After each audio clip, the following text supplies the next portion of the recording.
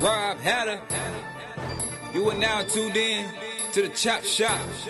I'm Retro. Let's get it. We in the Chop Shop. We live in the Chop Shop. We talking sports talk. We live in the Chop Shop. We in the Chop Shop. I'm talking sports talk. So turn your dials up. It's live in the Chop Shop. We in the Chop Shop. We live in the Chop Shop. We talking sports talk. We live in the Chop Shop. We in the Chop Shop. I'm talking sports talk. So turn your dials up, it's live in the Chop Shop. Yeah, it's lit in the Chop Shop. Turn your dials up in the drop top. They ain't based in debate, but they keep it fact straight. Going 30 for 30. Let's do a first take on Facebook Live from 12 to 2. Rob Hatter and Jim Hicks going back and forth like Carter Ray and Skip Bayless and Stephen Smith. From on the court, off the court, straight to the field. Not a man that steals, but I made it steal. To the octagon where I fight to kill. We go face to face, then you right your wheel. I don't play tennis, but I bring the racket. I'm on the floor, I attack the basket. Put you in the casket when I'm overlapping. Never showing mercy, cause I'm always snapping. Never showing mercy when I'm in the arena. Step into the ring, he hit me as I beat him. Step into the court, I'm never backing down. Killing competition, I'm smacking down. Let me get back to the other stuff at the Chop Shop, cause they cutting up. It's Retro coming to you live to the Chop Shop. Now let's turn it up. Yeah, we in the Chop Shop, man. Shout out to Jim Hicks and Rob Hatter. You can catch the Chop Shop live from 12 to 2 on Facebook Live. Let's get it. We in the Chop Shop. We live in the Chop Shop. We talking sports talk. We live in the Chop Shop. We in the Chop Shop. I'm talking sports talk. So turn your dials up. It's live in the Chop Shop. We in the Chop Shop. We live in the Chop Shop. We talking sports talk. We live in the Chop Shop. We in the Chop Shop. I'm talking sports talk. So turn your dials up. It's live in the Chop Shop.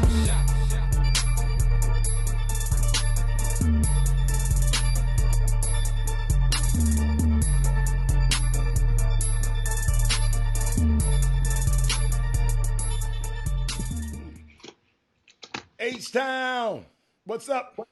You know what time it is. It's time for the best 120 minutes of your day. The Chop Shop, the nation's #1 urban sports talk show, and also your midday sports happy hour. Yours truly, Robert Hatter, alongside Jim Hicks, coming to you live from Houston, Texas. Jimmy, it's a great, great day in sports. What you call this, Jimmy? Baby Friday. Jimmy, I thought about some stuff today. You know, can we? First of all, let me get this. Before I go there, we are live simultaneously on Facebook and YouTube. And I want, in the Facebook people, I just my plea to you, go over and subscribe to our YouTube site. Because it's going to be some times, like Jimmy said, on Friday, it's going to be some times we might have some surprise stuff that happens on Friday, and we are going to debut it on Friday. If it's on Friday, we're going to do it on YouTube only. So that's why I want y'all to always, I want it to be set in stone so you have it. You won't say, well, I didn't know. Now you know. So if you're on Facebook, go over to YouTube and like and share the YouTube page. But I thought about something today. Can we as a society start giving teachers their flowers while they're here? And because I've been talking to people all over the world, all over the country, and parents who got to stay at home, and now they understand the value of the teachers. And not just teachers, to me, the sanitation workers. I mean, my garbage is getting picked up. The essential businesses. We're really learning, ladies and gentlemen, Jeremy and Clarence Harris, that we really learning that we really need these people. Really need it. The grocery store workers who use just to walk by. The people at the pharmacies where you go and still get your medicine. You know, the liquor stores. I know Jimmy like that. The dispensaries, if you're on the West Coast, the dispensaries, the fire department, the police department. I might be missing a few, but hey, y'all, we need y'all. And people, y'all tell these people, that's why I want y'all to share this show and let these guys know The Chop Shop, we need y'all. Teachers, let me tell you something, Jimmy. Teachers are not taking just time out. I know some. They're joining in on their Zoom meetings every day. You live with an educator. You know what's going on. They're getting it in. You know what I think about this? The world should stop itself on its axis right now and pay the teachers double right now. It's just the way I feel. Y'all got to hear. I'm hearing from people all over the world. It amazes me that we value entertainment more than we value education. Now, look now further and look at the salaries of the teachers, and look at the salaries of the entertainers and the athletes versus the teachers. We're valuing entertainment more. To me, and here's my mandate: every teacher should make at least $100K, especially if they're good. Jimmy, if they are uplifting the students daily, my kids, your kids, I know there may be some exceptions to this rule. Don't get it wrong. But I'm talking about the profession itself. I know some of them ain't worth 4 dead flies. We're gonna weed them out. But we should, let me tell you something, Derek, we should have young people aspiring to be teachers. You know why? 2 things. Because they want to enlighten and give enrichment to other people's kids, but also they can make enough money to feed their families. I understand that there are good and bad people at their jobs. Yolanda Green, I understand that. Jimmy, I understand that. But I'm talking about seriously having a baseline that they should start making $100K. That's just me. And guess what? And I hope that everybody listening, and I'm telling y'all, I looked on, they showed me Kim Kardashian the other day on her little social media. She talking about, now I got to homeschool my kids. It happened to everybody. Don't matter you rich. Listen to me, y'all. This coronavirus is affecting every single person, Elliot Johnson. And guess what? And I want to say this to the rich people, because Jimmy, whether you know it or not, we got some rich people that watch this show. Okay? So I'm talking to y'all. Y'all know who I am. Imagine the families that don't have internet service and cable service and computer service. I want you rich people on this show. I want y'all to just imagine them people. I'm going to repeat. Imagine the people who don't have internet service, computers, and cable. All the young people are not, and Jimmy, all young people are not learning equally. And I understand that. Some people have more advantages than others. Todd Byerly and Yolanda Green. It depends on what? Your zip code. So all you kids, do me a favor. You tell them, hug your parents today. Hug your parents. Go hug your parents, because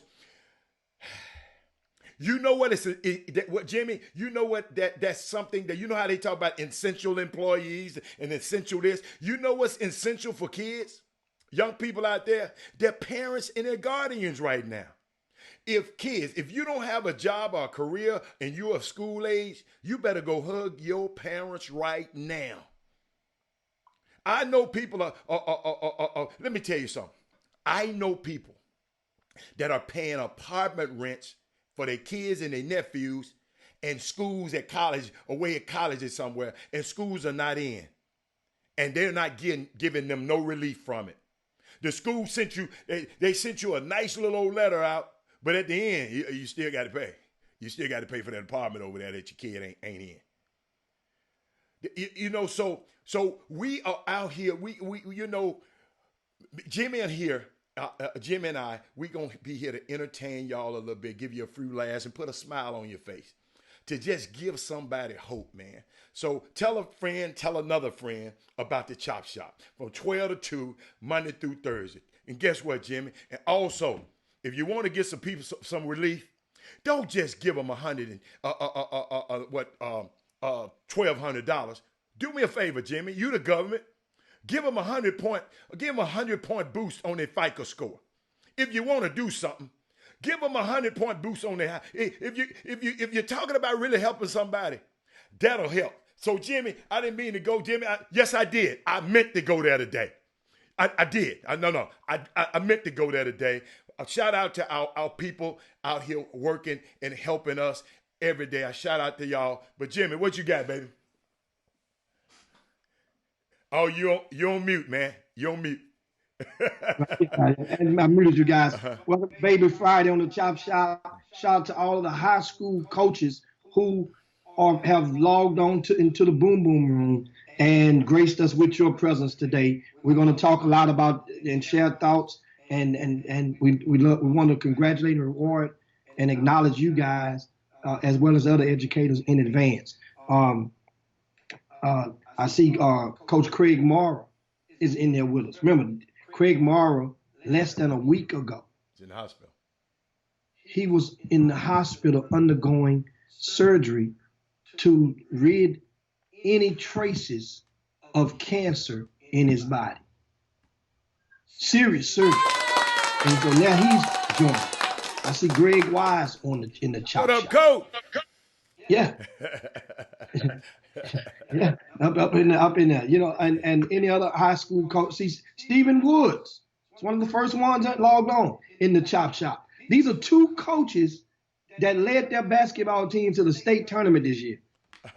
So just think about this. Whatever the other coaches are doing, and Coach Morrow, of course, think about his dire situation that he was facing 1 week ago. Right. Think about it. Right. And they have taken the time out and they're here. If you have questions about educators, questions about the coaches, share your questions with these guys. Yes.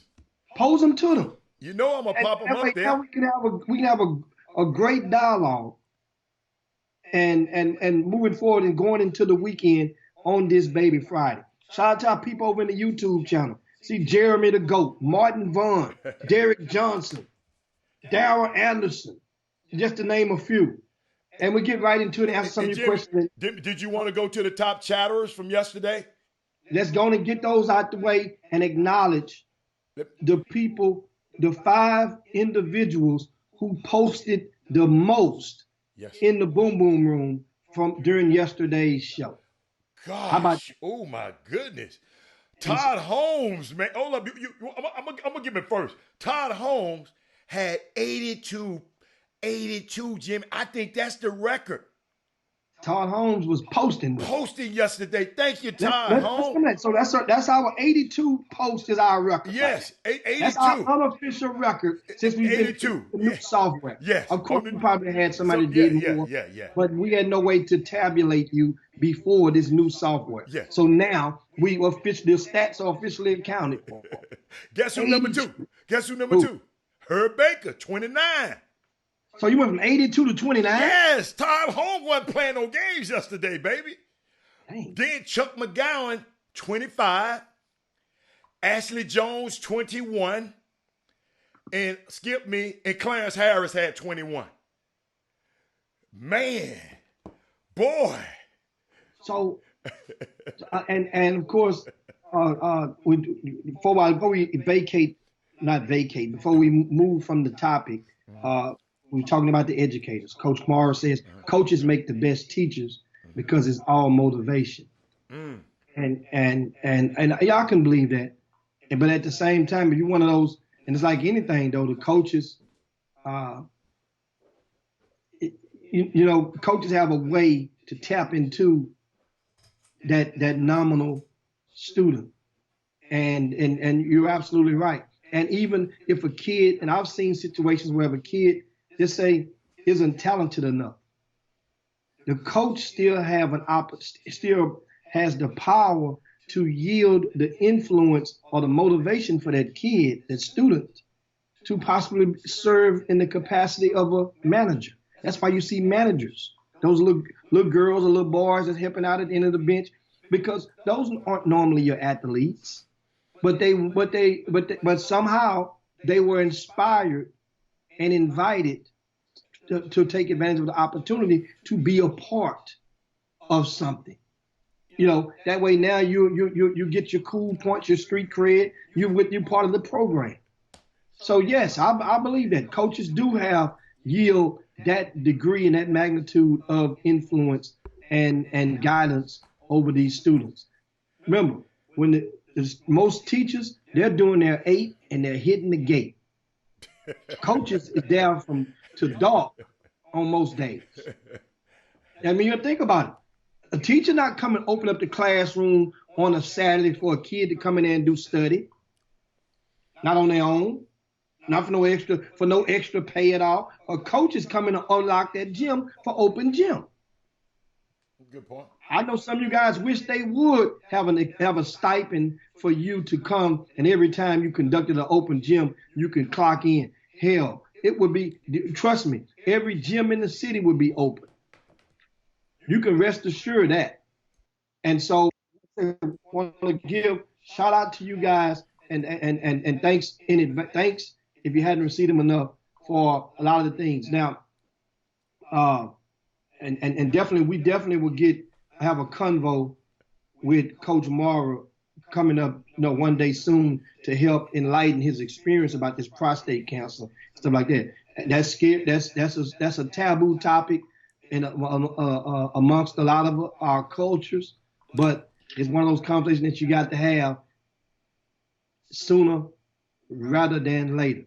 Shout out to, I see Kevin Drones, I see you Rick Brown, I see you Walter Yates is in there, and and yes, high school coaches are also assistant principals in most cases at the school. Yeah, because if a kid gets in trouble, or not necessarily trouble, but is mischievous in the classroom, most of the time that teacher, depending on the rapport they have with the coach, guess who they're going to call? They're going to call that coach. They're going to let that coach know if that kid didn't pass or whatnot. Those are the ones that have, and that's, so here's the question I pose to you coaches out there. At what point, and are you responsible, accountable as the high school coaches to go and identify those teachers and to persuade them to keep you informed? Because there's a lot of times, a lot of situations I see coaches don't how informed, how there would be no way a kid could fail.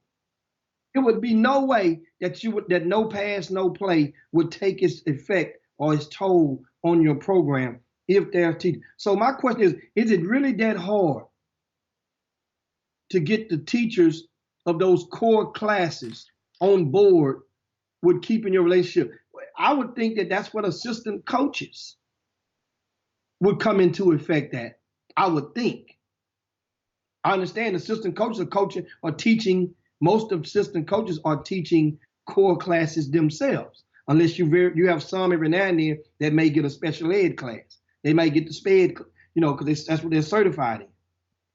But that's a good question I'm posing to you guys, because I'm trying to figure if there's a uniform, because I noticed that certain things work so well. I look over and I use Yates High School as an example because I've seen under the rug, under the floor mat at Yates in their program and their infrastructure. So I know their infrastructure of the coaches and even, their counselor, their academic counselor.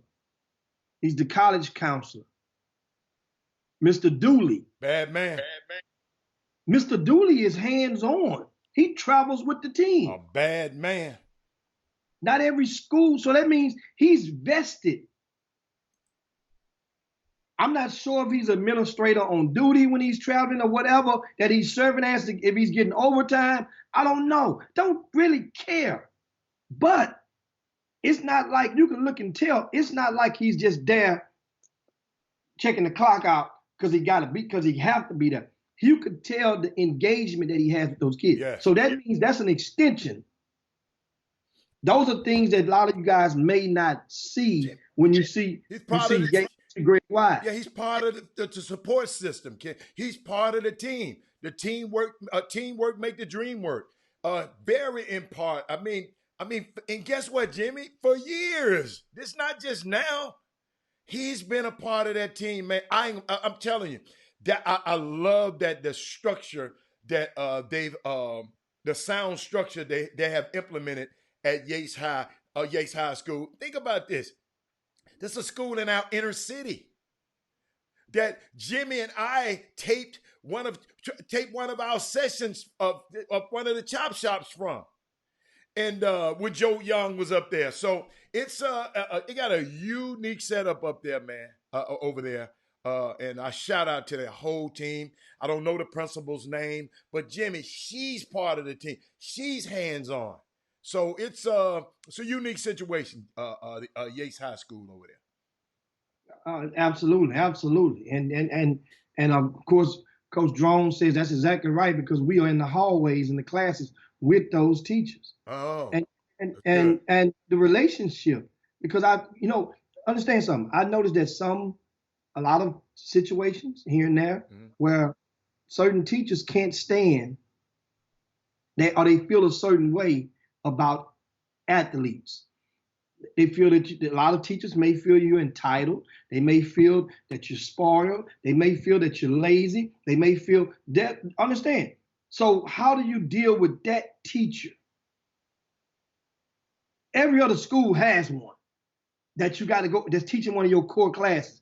How do you deal as coaches?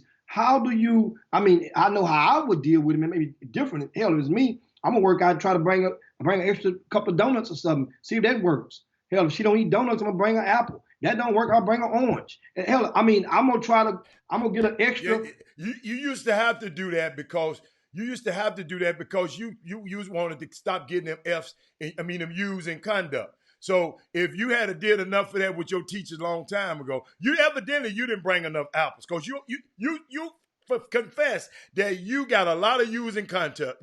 Why didn't they change them U's in conduct off your card? You didn't bring enough apples. The U's, they serve their own purpose. It don't matter about you changing them. A whooping come with it sooner or later at home.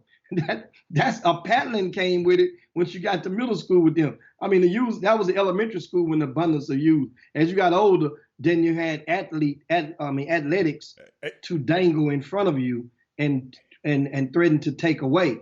And that's why you notice that stuff. So that conduct. I got something for you though. Rod Wells ain't gonna let me. Anytime I talk about Yates, Rod Wells, he said I got to play that horn. So now we can get back to business. So, Walter Yates, he surges us into another topic from yesterday. He said that's why I ran him hot yesterday, talking about the college coaches should not be dealing with the high school coach. The high school coach is the best way.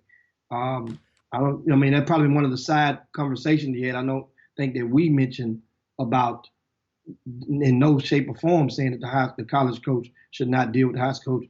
I'm a proponent of that, but I do know that a lot of high school coaches out there does not have their system in place for them to return the communication or the phone calls back to the college coaches in a timely manner.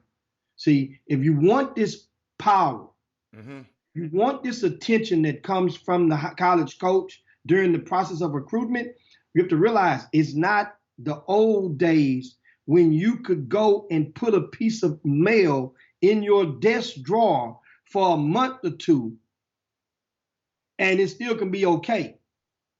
This ain't those days anymore. And understand something. Let's say if you're a high school coach at a marginal school.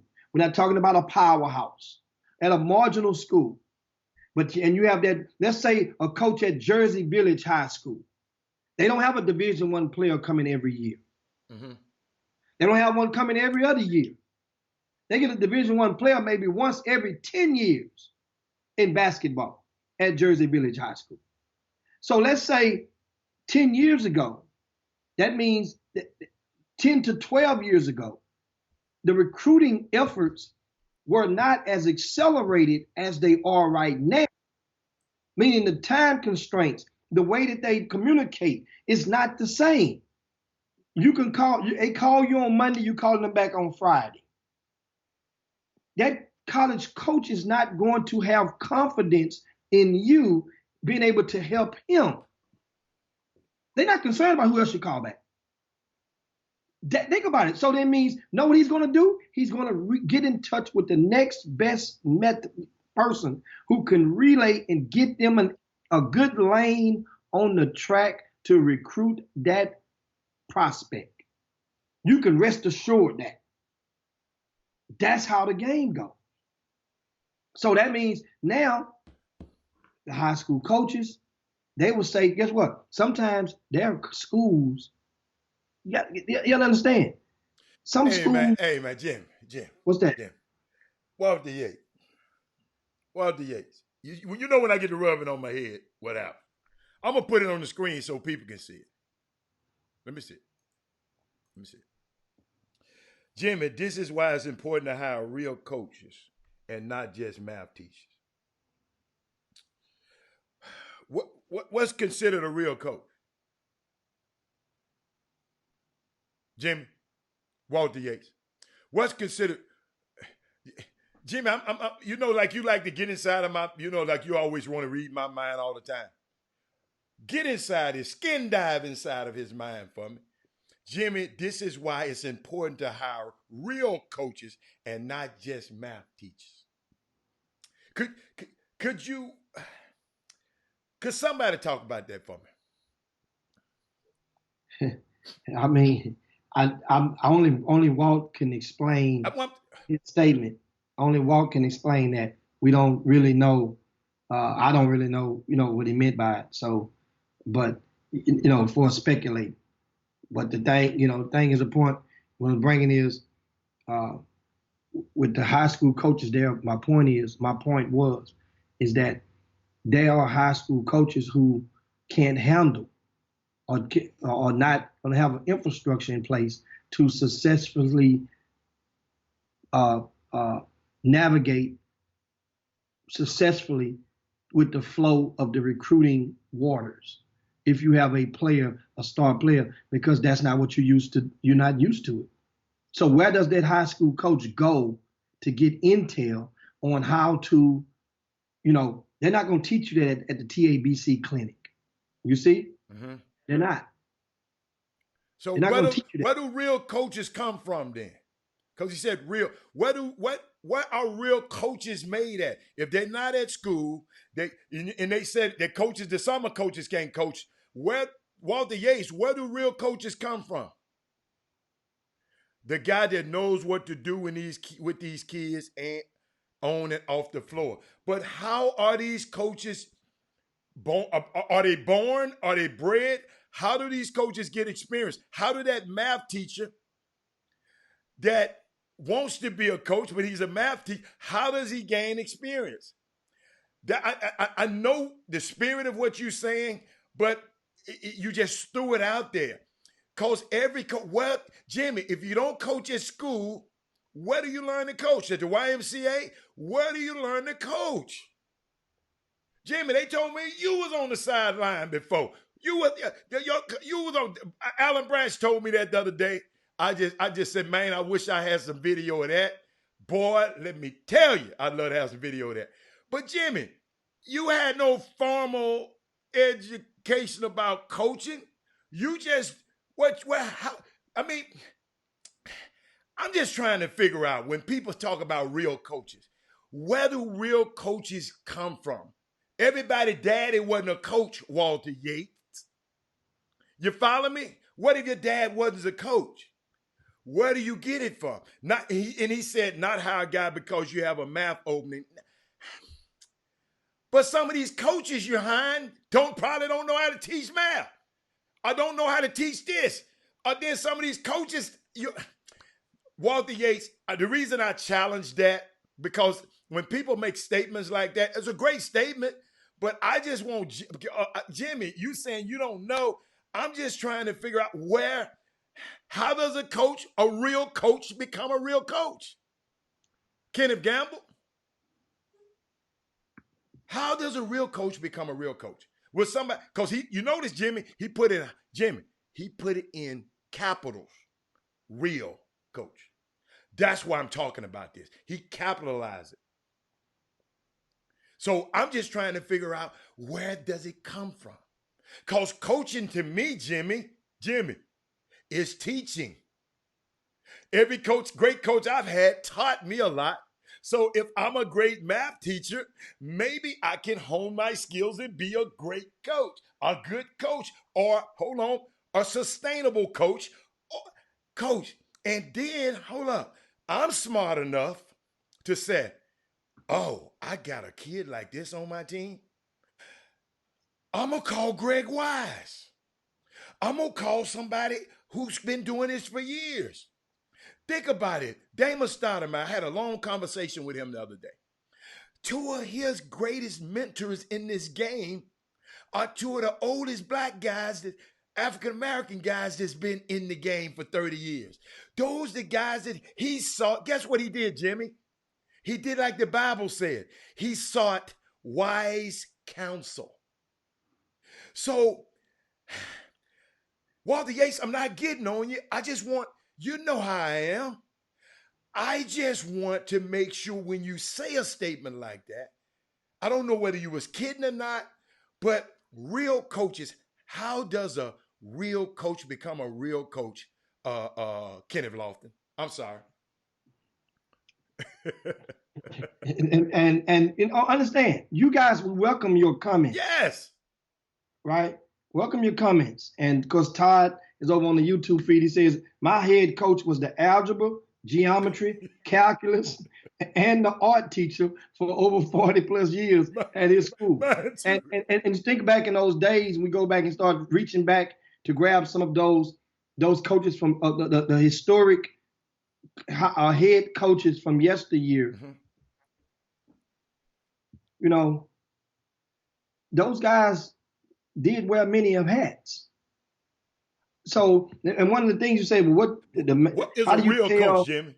A real coach. Yeah. That's and I like I said, only Walt can explain that part as far as the real coach. But I would think of it like this, and I read you his comment, and before I share a thought I was going to give with you guys. Okay. He said, example, if Yates would have not hired Greg Wise because the only teaching opening was science, and he is not a science teacher, so they hired John Doe just because he is a science teacher. Okay. Is that Yates would have suffered. I got that. If that's the way you putting it, okay. So you're saying the hire, you're talking about the hiring process. If you're going to hire, so if Walter Yates coming to the school, you want me to fire somebody else because Walter Yates ain't qualified to do this. The opening I got, you want me to fire, you want me to fire Ashley Jones because she teach the same thing Walter Yates teach, and hire Walter Yates and fire Ashley Jones, and Ashley Jones might be the best at that position. Or the kids love her and she teaching the kids. So Walter Yates, that's why I don't understand the real coach thing. Because guess what? You're there to be a student athlete. Jimmy, when the last time in public schools a coach got fired for losing? In your opinion? Yeah, the coach got fired for losing? Yeah, you just a loser. You can be a great guy. You're teaching your kids. The kids love you, but you losing. I'm finna get. That happens a lot in high school sport, basketball. No, public school. Yeah. They fired. What's the last? Hold up. Well, give me a quick. What's the last coach that got fired for losing? Well, one, we can go right over. I mean, we can go over to Seed King High School. They just got rid of Coach Muhammad. For fired for losing? Or it was something else happening? Huh? No, nothing else happened. They're going in a different direction. You got to realize now they're building a brand new school. So that means they want to go in a different direction. He did not make the playoffs. Mm-hmm. He made it 3 years ago. Is that okay, Miss Smart? You know, Mr. Smart asked Stacy every time I say something, he has something to say. Give me a question then. Is that normal? In high school, yeah. If everybody don't win, you're going to be on the blocks. So that's every school. If you don't win, You got a In chance to public lose. school, in public schools, because the thing I know about some it, coaches been losing. Jimmy been perennial losing. Still have their oh, jobs. okay, because guess what? The expectations of their program might not be of a winning magnitude. Okay. So it's program. So you're talking about the schools that got expectations of winning all the time. Yeah, You follow me? most That's of the what you're time. talking about. So Yeah. schools that have expectations to winning, of course, that those guys. But I'm talking about. But is he in public school, not in private school? Is he a teacher or a coach? What is his primary job? Teacher is your primary job. The coaching is a stipend, but that's So what the title. hold up. You get fired from your stipend job. Right? That's what you're saying. You can get fired. So that teacher you say got fired, could he stay Well, not on if as you a part. No, they give you an option. In most cases, especially those who are members of the union, you would get an option to remain and keep your teaching job because now unless they've been calculating and doing reports and their reviews, they have documentation to prove that you ain't been getting it done on the academic side with your classrooms, then that's an easy push. But they'll give you the option to stay. But for most high school coaches, that's that magnitude of embarrassment to go back to that same school after being demoted from being the administrator on campus as a head coach. Now you a regular teacher, they'll just go somewhere else. So back to Walter. You know I like to get back on task. So Walter, stipend for teaching, you get a stipend for coaching. And you mean that's the most important thing. You can get fired. You're a great teacher over here. But the show, go back and get it, Stace. I talked about the importance of teachers because I know how important they are. But you would fire a good teacher because he got a lot of kids that can't play in this thing. And you'll fire a good teacher just because Lil Johnny and them can't play. We got this stuff backwards, y'all. That's all. Thank you, Jimmy, and thank you, Walter Yates. You just made my point. So what else you got, Jim? Yeah. So that's pretty much, as I say, good way to bang up on Baby Friday today, and corrected Herb on that. You said Oliver Stubblefield. You meant Clarence Stubblefield. I think this is the longtime coach at Booker T. Washington. Okay. And another guy that just got fired. Yes. Because he wasn't winning, was the head coach over at Aldine Davis High School. Not this that came on, got fired last season, Coach Skinner. He got fired merely because he was not winning, but he remained on as a teacher at the gig. I mean, at the school, if I'm not mistaken. So that's a great topic. Shout out to a lot of you guys out there watching, educators. You're just tuning in. Make sure, if you would, to share the show right now with your timelines and your friends. A lot of people right now need to get some of this as we navigate through a variety of topics. How about yesterday? Speaking of, since we're in school, amateur sports, let's keep getting it in. And that is, on yesterday, it was announced that it was like, sometimes you could tell, something is going to happen, just didn't know when. And sure enough, the TABC has canceled their annual convention. The Texas Association of Basketball Coaches. I know you jig heads out there waiting. I'm talking about the liquor store. No, not the liquor store. That's probably how the rumor got started in the first place. People talking about the TABC going to close now. They were probably talking about the convention. Not the liquor store. Got everybody running to the liquor store trying to buy white or brown and stack up their bars. But anyway, TABC on yesterday released this statement. Due to coronavirus, we have had to cancel the 2020 TABC clinic in San Antonio. Is that the clinic, Jimmy? I'm sorry. Is that the clinic you was proposing the kids go and play at? Is that the same one? That is the clinic. Well, not play at that one, but be in San Antonio at the same time. That's what I'm talking about. The other side of town. But that way the coaches would have been there. Well, this clinic was set to take place May the 14th through the 16th. This was during that weekend. I'm sorry. Now, the TABC Clinic is, if you just tune in, shout out to Big E up there in DFW. Easy. The TABC Clinic has been canceled. So now what does that mean? Yeah, what does that mean? Because I don't have a clue. Man, let me tell you, it ain't good news. For starters, that was a weekend that the UIL was seriously looking at as a possibility to resume the state tournament. And they were seriously, I confirm, they were looking at that weekend. But for the TABC to cancel, remember, the stay at home and the social distancing, the physical distancing, all of those things are still in place until the end of April. So that means and then the governor just, many counties and school districts around the state of Texas has announced earlier this week that the schools will remain closed at least until May the 4th. It don't mean you're going back to school on May the 4th. That means there may be one district or a couple of districts that may bring the teachers back right immediately after that date, but not the kids. Teachers have to come back first to prepare their classrooms and get their stuff in order. Just like when you start school, the teachers go a week or so beforehand. So that means, if you think about it like that, you're talking about an extra week.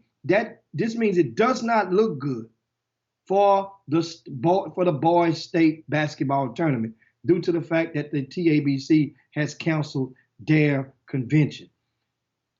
College coaches will not be able to come and see anybody, any prospects, until after May the 31st. So now that's another thing. So those unsigned seniors who were hoping that the state tournament may have provided them an opportunity to get one last push of recruitment. If the state tournament is resumed before then, the only way they can watch you is if somebody was to hold up a cell phone or a camera and FaceTime from them, which is against the rules because they have broadcasting rights with the UIL. You have to go through them. So now, the only chance that it looks like now for the UIL, if at all, is if they were to resume in the month of June. Here's why. A lot of schools have canceled physical summer school classes. So a lot of the colleges have canceled those already. The physicals, that you can do online classes, but not physical at the brick and mortars. So that means now a lot of freshmen who would normally report to campuses right a week or so up after graduating high school,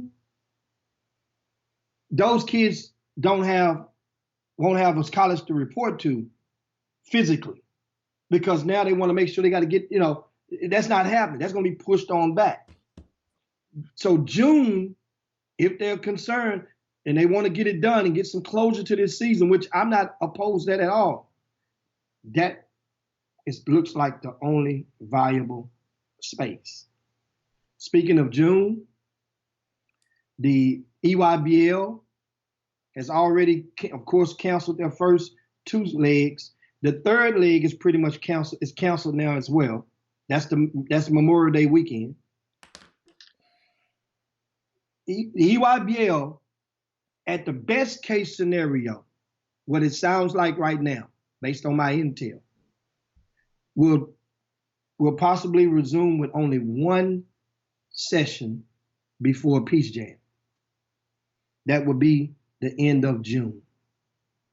And bring all the teams to Peach Jam. But they would possibly have to stay there for 2 weeks.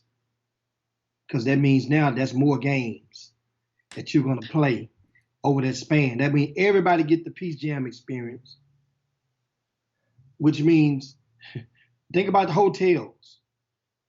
Augusta, Georgia. It's not that big. Augusta is the capital of the state. Yes, it is. but it's South Carolina. It's on the South Carolina border. Yes. So half the city where they actually play is actually in South Carolina. Yeah. Technically, a lot of people realize that. Yeah. You know, I mean, you fly into Atlanta or the airport, you in Georgia, you think about it, the Peach Jam, but it's really South Carolina. Yeah, but Jimmy is right, Coach. Jimmy goes right around the corner. Jimmy, right over the bayou is over the bayou is Augusta, Georgia. I mean, it's both towns are called Augusta. Yes, North Augusta and South Augusta. Yeah. It's weird, Jim. I mean, it's the weirdest thing. You have to go down there because I be saying, what's going on? I mean, it's weird, but keep going. Keep going. Yeah, so I'm just giving you guys updates going into the weekend, something to bite on, because normally now, if you ever notice, a lot of the sneaker lines, they really sit around and wait on Nike to make they move, then they count. Do they? It certainly seems like it over the past few years. You know, everybody because they wait to see what cities they're going to be in. That way now they'll know where they want to or don't want to be. And speaking of Nike, if they want to do, if they that first weekend is going to be, you know, the city, of course, is to be determined, but they may just do regional stuff.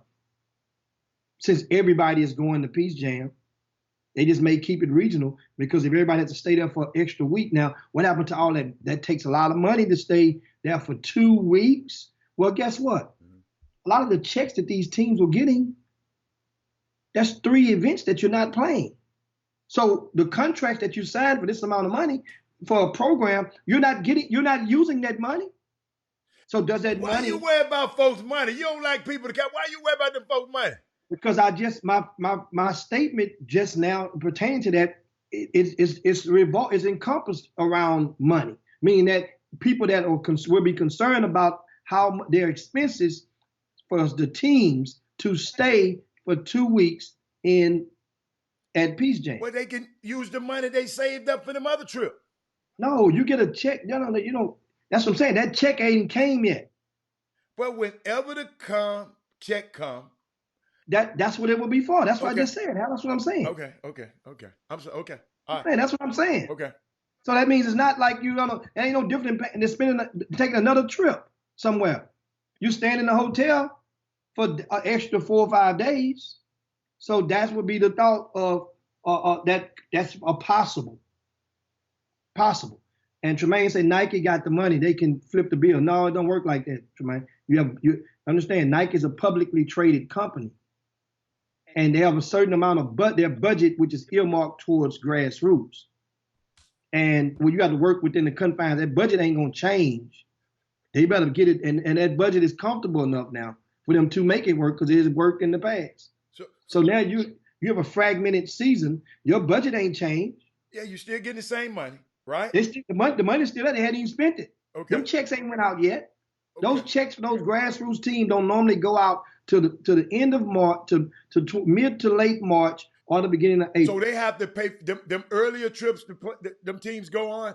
They have to pay for them themselves and get reimbursed. No, that's why normally you have yes. Okay. And really most except for airline tickets, that's the only thing that you're actually paying for in advance. Yeah. So the team pay for the airline tickets in advance themselves. That's all I'm asking. Yeah, that's the rest of that stuff you're really not paying in advance, like hotels and stuff, because you're just using your credit card to authorize. They authorize your card for about $200 or $150, and they book the rooms. If you cancel the rooms, you're not going to get, so that's the thing. Rental cars the same way. If you're renting your vans, you're sitting there you rent your vans, it's like you put the money up in front. But so that's why a lot of times the teams, each program will have either the coach or one of the involved or parents who are economically favorable to the team. They will put their help out sometimes and then get it done until that check hits. When that check hits, then you proceed business as usual. When you finish this, I got something unique I want to share. Another part of the COVID, how the COVID virus is COVID-19 a disease, because COVID-19 is the disease, coronavirus is the virus. So I got something else I want to share with y'all about sports. But let's finish up on this, Jim. Whenever you finish up on this, Yeah, I'll just remind you. That's all. and and I'm seeing guys comments going all over both platforms. Yeah, they're going everywhere. But Yeah. don't forget, guys, coming up shortly. Good gracious, this clock is rolling. But let me get that out before we get on. Coming up shortly, we expect to be joined, and as promised from last week, we have a convo with the legendary grassroots coach, because we had him, we promised to get him in this week. Got a lot to talk about with him, especially on the heels of the scheme that came off of HBO. John Urie is expected to join us in about 10 minutes. So meanwhile, I want to make sure I give a shout out to today is historic. So we'll never forget 2020. And this is another reason to never forget 2020. For the first time in the history of college basketball, that the Naismith Coach of the Year has been a black man and a black woman in the same year. It has never happened before. Anthony Grant and Dawn Staley. Those are the two who were tabbed and selected for the honors. So Anthony Grant, been knowing him for a long while, man, knowing him Great guy. And that's the thing about relationships. Just wanted to get that out there, because a lot of these guys, I don't really know Dawn Staley. I know her real well, Jim. I saw her before, but I'm talking about don't know her, meaning that she probably said, I know that guy with the hat, I don't know him. We ain't never broke bread together. Different with Anthony Grant. And I know Dawn Staley was the coach who recruited Kelsey Bone from Dulles High School, and that's the sister of Donovan Stretch Williams, the daughter of Kim Corville. So what we got real quick? No, I saw something that Kim said, and I meant to bring it up a little bit. We continue to deal with this, the ramifications of things being canceled because of the COVID-19 pandemic across the globe. And it looks like two more iconic things, definitely one, it looks like is going to be canceled today. Wimbledon, Jimmy, of course, was canceled yesterday, which means only things that have ever stopped Wimbledon before in the history was the two world wars, World War I, World War II. And now it's the COVID-19 outbreak. We have seen the postponement of the Indy 500 and some other major golf events, U.S. Open, the PGA. The Masters, though, said they just going to push it back to later this year in Augusta, Georgia. We may be looking forward to all of these events resuming later this year. But Wimbledon it can't happen that way. And you know why, Jimmy? Because they play on grass courts. And in July is the pristine times that the grass courts in Wimbledon grows in pristine conditions. Later on in the year, they won't be, they won't be as greater conditions. And also the British Open in golf, that's their British Open, like their other major, one of the four majors, is expected to be canceled today to all your golfers. And I think, Jimmy, it's an insurance component. They had to announce it today because they have to do it on a certain day so they can get relief from their insurance companies. Everybody protecting their assets the best they can. What's so unique, because a lot of people, I know y'all like basketball, but there's some golfers and tennis players, and I happen to play golf and I happen to play tennis. Golf and tennis specifically, just these two sports, the logistics of putting on these events is crazy because the nature of who plays the game, not necessarily for the game itself, it's probably what is going to prevent these tournaments from being presented, because these people from all over the world. This are international sports, and if you follow the sport closely, people from everywhere. So in some of these people's borders are locked. Like what his name, Medov. What's the guy the USC boxer can't come in from Russia. Jimmy, you were talking about the other day. Yeah. people from all over we're looking. You know what? You know what's getting me, though, Jimmy? We're looking at the ending of seasons of all sports, some sports, right? And it's also, Jimmy, shortening the careers of some people who are already looking at the end. For people who don't understand, it ain't but 4 majors in tennis and golf. But in tennis, the crown jewel is the Wimbledon because it's the oldest, the prestigious one. Jimmy, guess what? If you ask any tennis player ever, who you ever watch, aspiring or pro tennis player, they always want to win Wimbledon. Same as in golf, they want to win Masters. This is why this stuff is so important. But it's 2 iconic players that are trying to do incredible things this year, Jimmy. One is Tiger. He's trying to break Byron Nelson's record. And in tennis, Jimmy, we got 2 more, Roger Federer and Serena Williams. You've been chronicling how she hadn't been able to close and pass Margaret Court. She's been tied with her. And Federer is trying to win. He already the Grand Slam all-time winner, but he's trying to extend it because he got 2 dudes hot on his heels, and they're younger, Rafael Nadal and Novak Djokovic. So now Serena, Jimmy, she has yet to win. She won once while she was pregnant. She won the Australia Open in 2017. And Jimmy, guess what? She's 39 years old. She ain't won since she came back from maternity leave. So I'm just, and Jimmy, the U.S. Open arena, the Billie Jean King arena, not the Arthur Ashe, the Billie Jean King part of the arena, they have turned that into a triage and a hospital and putting beds in there to house COVID-19 patients. So it's to people who just, some iconic stuff happening because of this thing. We just thinking about basketball, but it's some stuff that that's really going on out there, Jimmy, that's changing the landscape in the record books and hurting the record books. So I just thought I'd share that with everybody so they can know that. What you got, Jim? Oh, man. Also, the guys, of course, before we get into it, how about the news of LaMelo Ball Yes, sir. has agreed to buy the team that he played for in Australia. Pronounce that team name, Jim. Oh, I call it the team in Australia. I can't either. Illawarra Hawks. Illawarra. Okay, that's good. So that's and understand, this young man, understand, he has new management now, right? And he jumped right in and making this. I don't know if this is a good, smart move. I don't know the financials of the team or not. I can't speak on that. But the optics of it certainly passes the eye test on the optics. That's a smart move because know what it does? It puts them in position to be the owner, to be able to hire the next young man who may not want to go to college. That's what it does. And be able to make his transition easier and make his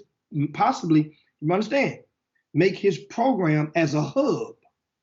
The league now is going to spike upward because everybody ain't gonna be able to go to the LaMelo Ball's team. Like R.J. Hampton played on one of the teams in that league as well. You think the league gonna spike because of him buying the team? No, I think the league is gonna spike for attention purposes. And in order for that to happen, he got to come over here and be good. No, you buy the rumor, sell the fact, Howard. That's the whole thing. He ain't gonna play until 2021. All he's done is bought a team. So that means now. Guess who else owned the team while they were playing?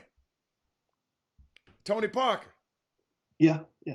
And Tony's that's what that didn't make his doing right now. That didn't make his team. He's an all-star. He's a world champion.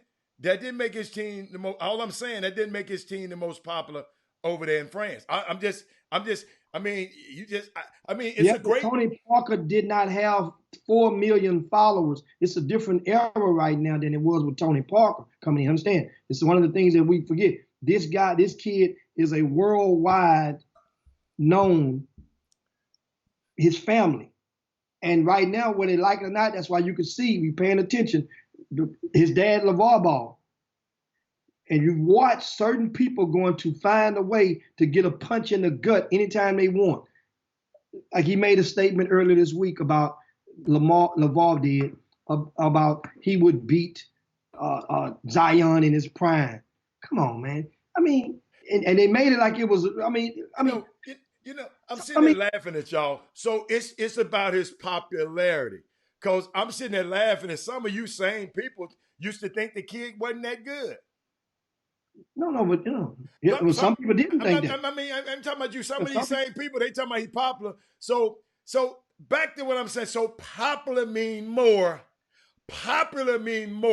than substance in this society, this groupie ass society that we're growing up in. Well, absolutely. This celebrity-driven cultural society. That's a perfect example of what I was talking about. I mean, oh my God. It's just weird to me that because you got Twitter followers, that validates you in this society. I'm just talking about me. I've never said, hey man, that's a bad dude there. He got so-and-so. That maybe I'm just built different. And some people in this society, if you got a certain Twitter follow, think about it. Zuri, LeBron's daughter, got more Twitter followers than anybody. This little girl can't even, this little baby.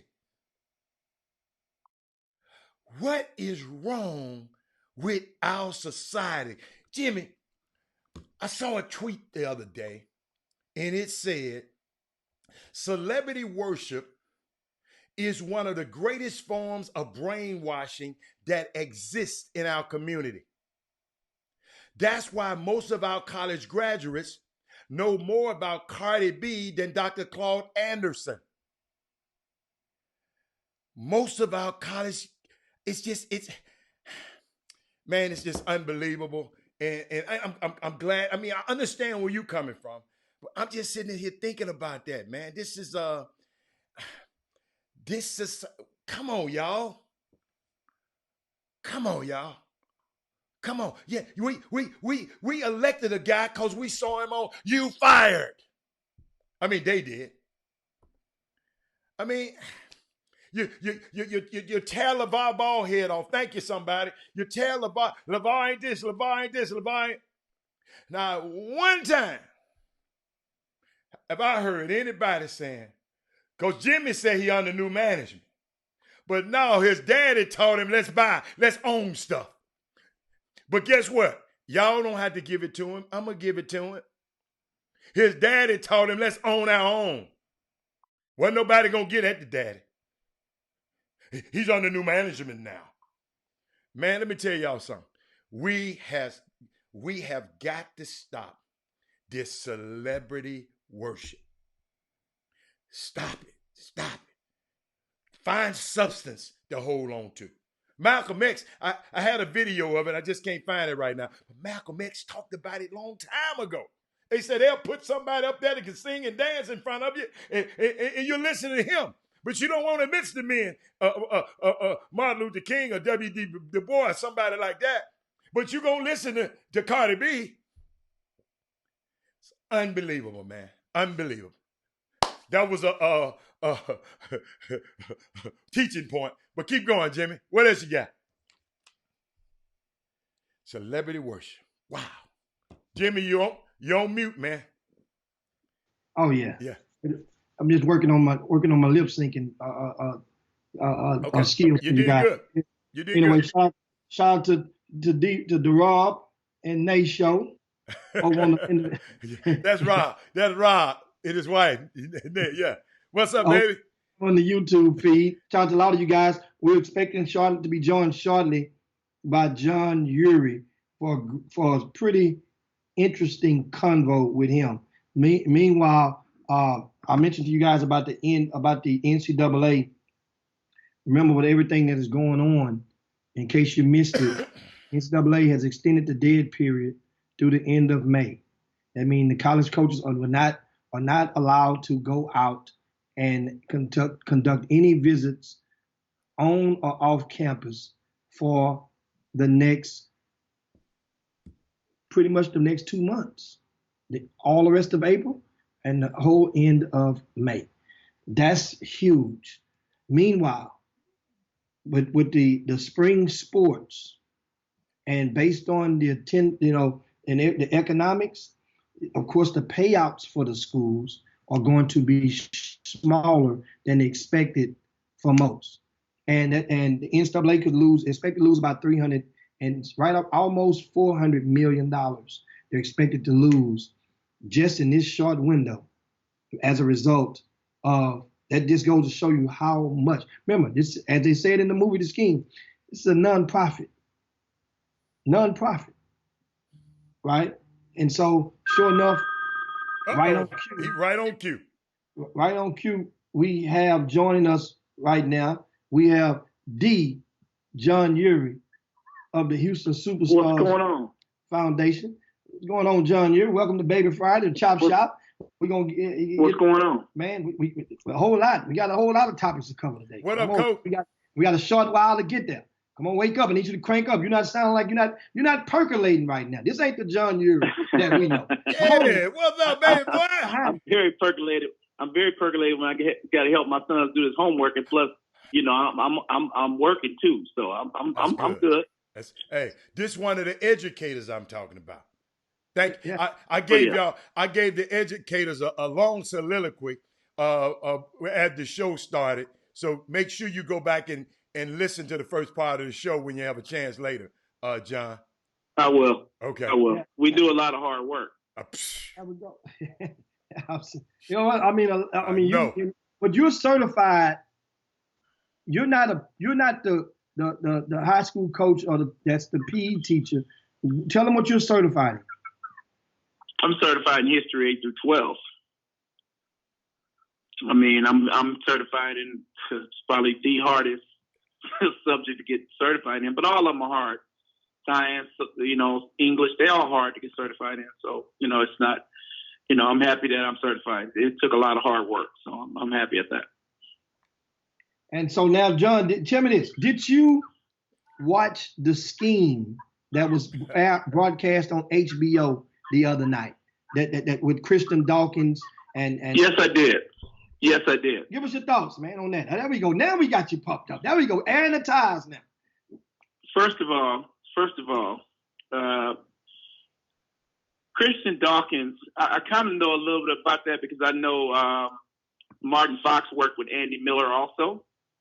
And Andy Miller had a lot of guys out there running for him, working, trying to get guys. I remember years ago when Daniel went to Duke University. I'll never forget this. Andy Miller I can't think of the Asian guy's name, but he always hung around ABCD. He lives in New York. He stayed in Durham for 2 weeks to get Jay Williams. He's the one that started that controversy with Jay Williams leaving or staying at Duke. And Mike Krzyzewski had said that he would never, to the point that, he would never, Andy Miller would never get a guy from Duke University. So I've been knowing about Andy Miller a long, long time through my relationship with Sonny Vaccaro. And he had a lot of guys out there, and I think Christian Dawkins, he got out there and started dealing in something that he didn't really know anything about. When you're talking about college coaches and you're talking about players, the one thing about it is, and I think you'll get your partner right there would know a little bit about this. I'm listening. I'm just listening, baby. Come on, I love it. It's another thing to tell a kid when you start getting out there telling kids that you're gonna, pay them and do this and try to do dirty work to get kids to go certain places. You're barking up the wrong tree. Telling you. Because you're not bigger than the NCAA. You never will be bigger than the NCAA. And secondly, the thing about it is I just don't understand that why they would pick these few cases, the Southern District of New York, to go after when, it happens in football too.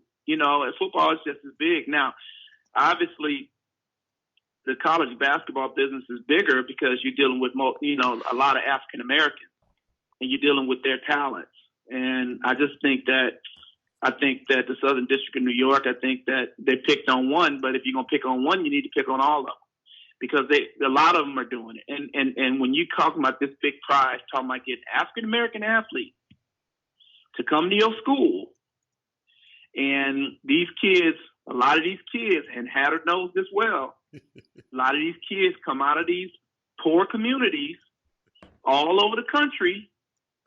These kids are trying to eat too. Their parents are trying to eat. They're trying to get out of that hole too. So if somebody comes to them with a big slice of pie and saying that I can get you a bigger slice, they're gonna look at it, especially when it's dealing in cash. So there's pros and cons to the business of basketball. But the thing about it, I think Christian Dawkins just barked the wrong tree. Now, I happen to like Jim Gatto. I used to work for Jim Gatto. I worked when I was working at Adidas. I think Jim Gatto's a good guy. I've known him all my life. I knew him when Sonny Vaccaro first hired him. And he's a good guy. Chris Rivers, they're all good guys, man. But when you're dealing with these kids, you have to be very, very careful, because these kids, they see all these private jets and big universities and these coaches driving these nice cars and living, and they take the kids to their homes and these big old mansions and these big old mansions and all these type of things. These kids want that stuff too, man. One of my biggest criticisms, and I know the NCAA knows this too, the Final Four happens every year. The vast majority of them kids that's on those Final Four teams, they come from poor communities. Those parents can't get to the Final Four from the Elite Eight to the Final Four. How they gonna get there? They don't have that kind of money, man. And the NCAA, I know they're trying to address that. But these people coming up, and that's that's all these kids know. They play basketball and football. That's all they know. But then it gets to the business part of it. They want to change the rules. They want to change the rules. And the thing about it, they don't want kids to have 2 cents. And I just think it's so unfair. And I know that, the NCAA's been trying to deal with that, trying to put a situation where kids can get a little bit more. And I think that's fine too. But for some of these kids out here, man, Hatter, you know this very, very well. These kids live in rat traps, man. Some of these kids live so poor. I give you also too, Jimmy. Did you see the 60-minute story on the kid, the Taco? Yes. Yeah, I saw it. Did you see that? Okay, I'm criticizing Taco on that too. You want to pick on that young African American that helped you get over here, but you don't give him credit for you getting a college degree from Florida, from with Johnny Dawkins. When living in Africa and your parents wasn't making $500 a month. But now you want to criticize him, saying that he exploiting Africans, when you guys are the ones that's trying to get out of your poor community in Africa through basketball. I get it, but don't kill him. Don't kill him. He's trying to help you. And as a matter of fact, Taco, he did help you, because now you're a millionaire. Not quite, but he got a chance to be. And you want to criticize him and saying, well, dude, look, everybody's not going to the NBA. Everybody's not. But you're getting a chance to go to college and help yourself and help your family. And I think, you getting on 60 Minutes to say that, well, he exploited, I disagree with that. I just think that's wrong. I think it's wrong. Now, John, I just think it's wrong. John, allow me to inject something in regarding to Taco Fall's comments. First, Taco Fall did not throw his guys. The guy asked him specifically if he thought that the people that brought him over here were bad guys. And Taco's his reply was simply, I think they were trying, in other words, I took it as though he think they tried to help him a little bit. So he did not throw them under the bus. All the way up. He didn't defend them either, though. He didn't defend them either. That's what John Urie talking about. Yeah, really. he didn't defend them either.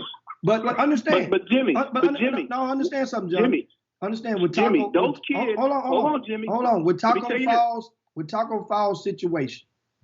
Remember this. They didn't get into specifics. They left you room to just connect certain dots.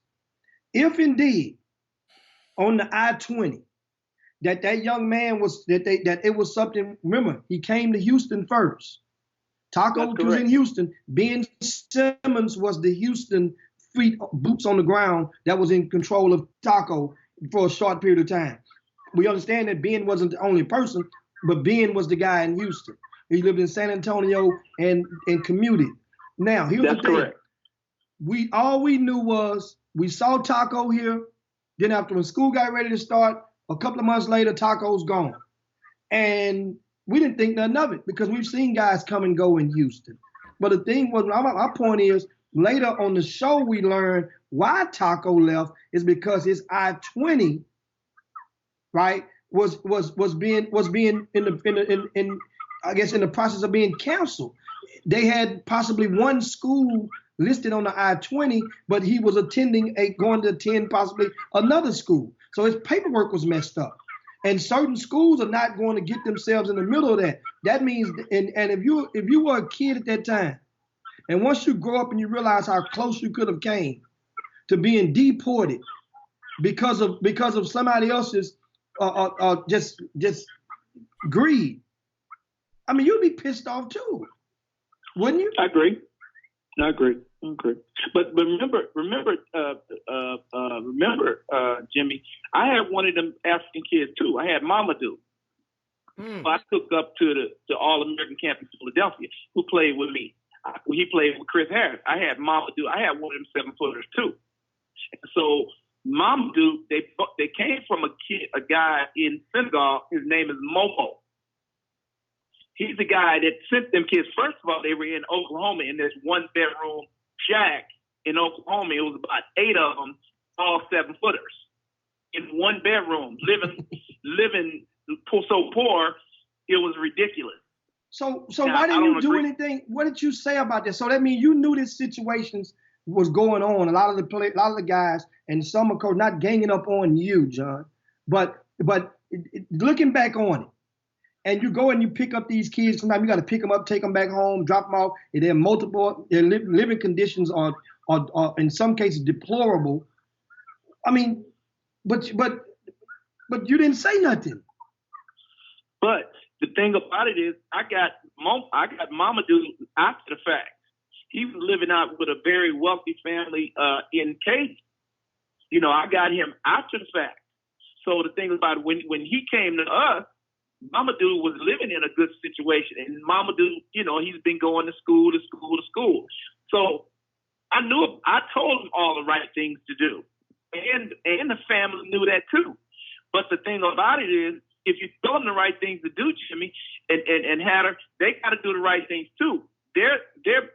Most of these African kids are so concerned about their I-20. Mm-hmm. They want to stay over here because they know that the person that's putting them up, more like a host family, mm-hmm. they're living in a better situation than they did in Africa.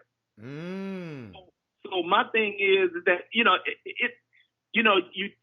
I did whatever I could to help the kid. I took the kid to Vegas. I took the kid to All-American camp, Reebok All-American camp in Philly. I mean, I put him out there against the best players in the country. I mean, with Chris Harris, what I'm supposed to do. But the thing about it is that the problem with it is, he didn't have this situation. He didn't know what he wanted to do. And we meet in a host family in Katy was told him every day what to do, what was right. But because he was listening, and I tell you, what's the good guy's name? Jalen's dad was right there with me too. What's his name? You know, Jalen's dad played at Second Baptist. Jalen, he went to HBU first. Oh, Mark. Yeah. Mark knew this because Mark was right there with me. Weber. Mark Weber. He was right there with me. myself and Mark Webber tried our best to help Mamadou. Matter of fact, we tried to tell him to do the right thing. We tried to help him with his I-20, what Mark did. We told him all the right things to do. But if you listen to Momo in Senegal, and you're not listening to American people who are trying to steer you in the right direction, because the biggest thing with me, I said, Momo, you got to pass these courses. Regardless of all that stuff, I know you're trying to keep your I-20 valid. You have to pass these courses, number one. Number two is that when you get out here, Mamadou, you gotta perform. And when he's in Vegas, he didn't perform. I mean, you can't be a 7-footer averaging 3 rebounds, 4 or 5 rebounds. You can't do that. Not if you're 7 feet. So the thing about it is that I put him on the platform to perform. If the coaches don't like him, I can't make them take him.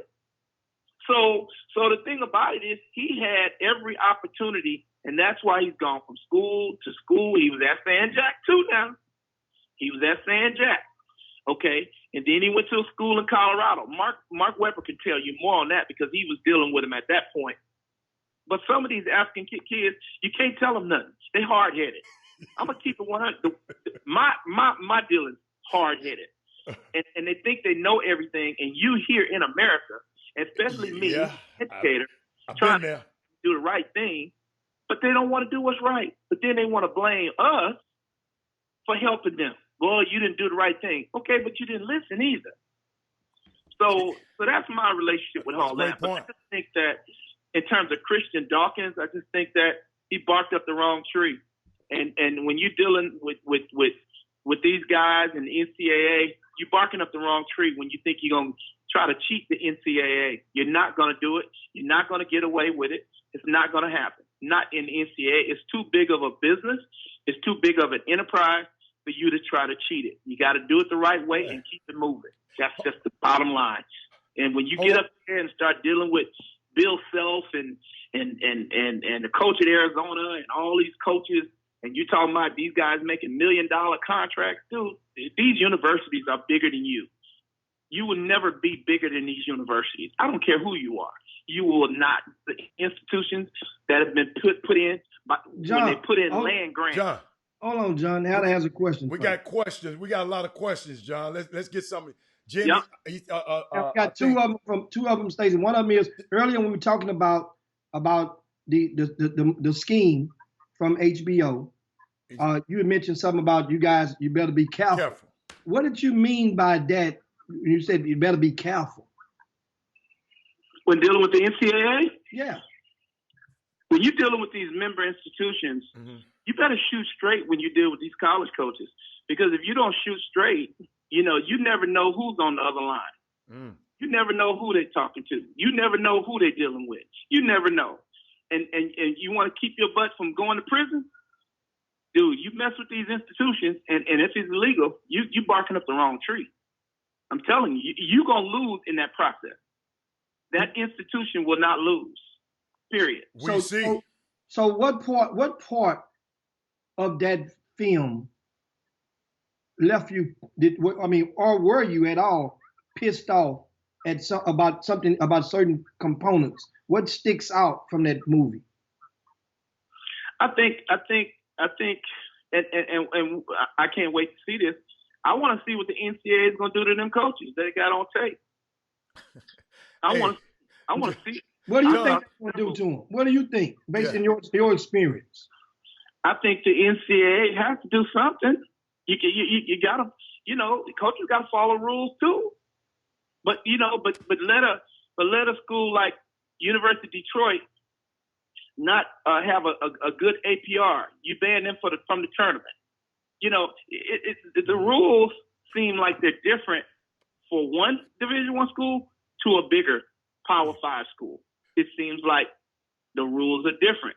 John, I'm going to help you a little bit, John. Little guy. John, I'm going to help you a little bit. I saw something, John, and what got to me and what stood out to me is in the beginning, when it came on, they had this elaborate setup thing, the FBI. And, I did my research.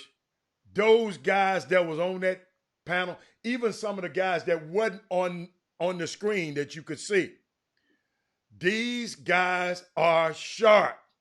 These lawyers, these prosecutor's office for that Southern District, you know how powerful they are. You mentioned that earlier. They said, we got your playbook. We coming at you.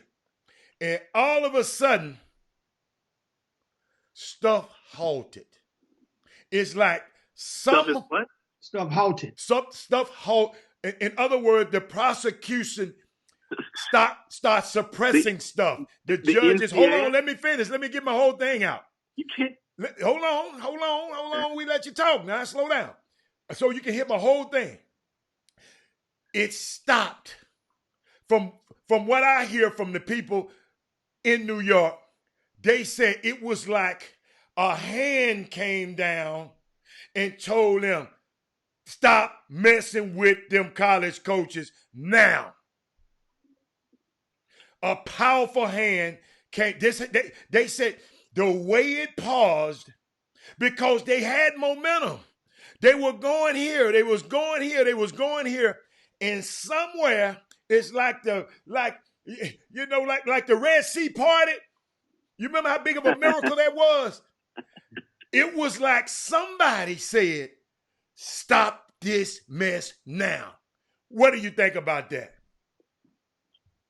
Well, the thing about it is probably the NCAA, because you can't kill a product that's $1 billion business. You're not going to kill it. And one thing I learned this from Sonny Vaccaro in his dealings with the NCAA. He said, he tells us all the time. He said, the NCAA is so powerful. The NCAA controls so much. You got to remember the NCAA tournament. Let me tell you what I learned. You take all the bowl games. Hattie, you're a football guy. You take all the bowl games, right? They don't even make half what the NCAA tournament makes. Not even half. So, and think about it. Just reported in USA Today that all these schools are taking a pay cut because the NCAA tournament didn't happen. Mm-hmm. These schools are taking a pay cut. This is $1 billion and close to, because CBS getting ready to renegotiate the contract, mm-hmm. getting ready to be $1 trillion business. Mm-hmm. This is big business, man. You can't kill the goose. That whole thing too big to fail. Gotcha. This institution is too big to fail. So they got powerful congressmen. They got powerful people in the White House. These people, everybody that probably lives or works in the White House and in Congress, all these people went to college at some time. Jimmy, they went to somebody's university. Hey, Mr. Uri, Jimmy, guess what I found out? I didn't know this. Mr. Uri, hold on. You take a pause, just one quick pause. Jimmy and Uri, I didn't know this. Mark Emmert was the chancellor at LSU. Yes. I didn't know that. Yes. Absolutely. No wonder Will Wade told him, man, I ain't got time for this stuff y'all talking about. Will Wade told them people, I'm not answering no questions. I'm not doing that. I'm gone. And then Tony Benford almost led their ass into the Elite Eight or the Final Four. If people start getting nervous, they're like, we don't. And then all of a sudden, but the athletic director got fired for LSU. The AD got fired. He must have been insinuating. Jimmy, he must have not been with the program. Exactly. He got fired for even insinuating and trying. Remember, Will Wade declined to go and talk. Go and talk to whom? The AD had summoned him to come and talk. And so he was going to go at first, and he changed his mind. Lawyer said, no. Then he talked to somebody. No, you ain't going to do that. That's when Will Wade said, y'all kiss my ass. I'm not going. And then people rallied around Will. Remember now, that was power, 1 year removed from having Ben Simmons. Even though that wasn't 2 years removed. That was Johnny Jones that had Ben Simmons and David Patrick and all that. But back to this thing right there, we're joined by John Uri, and we're reflecting back on the HBO special, The Scheme, which aired the other night, and a lot of people within the basketball community, the amateur community especially, watched or have heard of that program. Now, I want to ask you something, John. What are your thoughts? Understand, a lot of this stuff, people know it's been going on. That's what a lot of been going on for years. A lot of this stuff. Now, Tell John to turn his radio or his device down. He's trying to watch the Chop Shop at the same time. Okay. Turn that down because we get feedback, John. I'm not on computer. Oh, okay. All right, let's go. What I was going to ask you is, what are your thoughts on the state of grassroots basketball now moving forward? Remember now, there's no live period. You've been on the sneaker. You've been on the sneaker side. You've been a sneaker rep, and for years. And a lot of people may not know that. Of course, you were with Adidas, and held and coached one of the most visible programs in the country, which were the Houston Superstars. What did you think? I mean, I know times have changed a lot over the past 2 decades, but how do you really feel about grassroots basketball right now and what you see going on? I think grassroots basketball is in a state of flux right now because of the coronavirus. I think, and I believe I said this, Jimmy, to you the other day. I think, Jimmy, we live in the reality if Jimmy Hicks just advertised this Super 16 or whatever tournament he's going to have in the fall, I think Jimmy Hicks is going to have a trainer at the front door and have to take everybody's temperature before they walk in that gym. I think that's the reality we live in because they said possibly that this virus can come back. And I think that for AAU, I think that, it's hurting so many Houston kids because, we don't have a whole lot of people here, Jimmy and Hatter, that's talking about Houston kids. And the thing about it is, I think, and I've always thought this for 25 years, that Houston has just as many top-rated basketball players than everybody else. But the problem is nobody's talking about them, And the thing about it, this whole, waiting to see, because I know the NCAA just put a thing out the other day. They're in a wait and see mode. Are they going to give us all of June? Are they going to give us all of July? I don't know that. They canceled up until the 15th, the first period. Are they going to cancel the 24th? So we don't know these things, but obviously they're going to cancel it because the stay-in is not until May 4th. So, talking to guys like Blue with the Great American Shootout yesterday, he doesn't know. But I think that for Houston, it's going to hurt Houston kids. And I think that, Houston kids, in which I'm in love with, I love Houston kids. I don't care what happens in Dallas, Chicago, and Philly and all that. I just want Houston kids to prosper. Kids like a Bryce Griggs, a PJ Haggerty, a Josh Farmer, or, kids with the Houston Hoops. I just want them to prosper because a lot of them kids that come through these communities, this is their chance. This is their chance to go to college and to change not only their life, but to change their family's life too. And I think that's what the thing that's going to hurt kids. And think about this too, Jimmy. The SAT got canceled. You can't take the SAT till October. Well, what about them kids that haven't qualified? Is the NCAA going to waive those kids? Is the NCAA going to give them a waiver to enroll in college? We don't know that. But what Houston seniors right now are not signed, have not taken the SAT, or didn't pass the SAT the first time. So what about them kids? Ain't nobody talking about them kids. Yeah, but let's talk about this. Hold on, let's talk about this. Let's talk about this. Because you make John, you make so many points. We can't keep up with them. Sometimes in this conversation, you have to pause for a second. You said something about them not being able, these kids to take the SAT, can't take it to. What happened to the old adage, Jimmy? You said, why don't they take the SAT earlier in the 11th grade? Because a lot of high school coaches, and I'm not saying all of, but some high school coaches and schools, some people, don't encourage these kids. I think their kids should take the SAT in the 9th grade, like Daniel Ewing. I told Daniel Ewing to take the SAT in the 9th grade. What happened? He passed it. So the thing about it is that even if you fail, at least you have a score on file. And the thing about it, you can find out where you're weak and where you're strong at. But see, a lot of people don't tell these kids that to take the SAT, ACT in the ninth grade. A lot of people don't do that. But as far as I'm concerned, I think that they should. But a lot of people don't want to pay that. I guess that's $42 or what's the register. But hold on, John. But John, you kids take the SAT early. But John, you tried to blame. We tried to blame somebody else because you saying these kids got to wait till October to take the test. But if you're a 12th grader, you should have been took the test.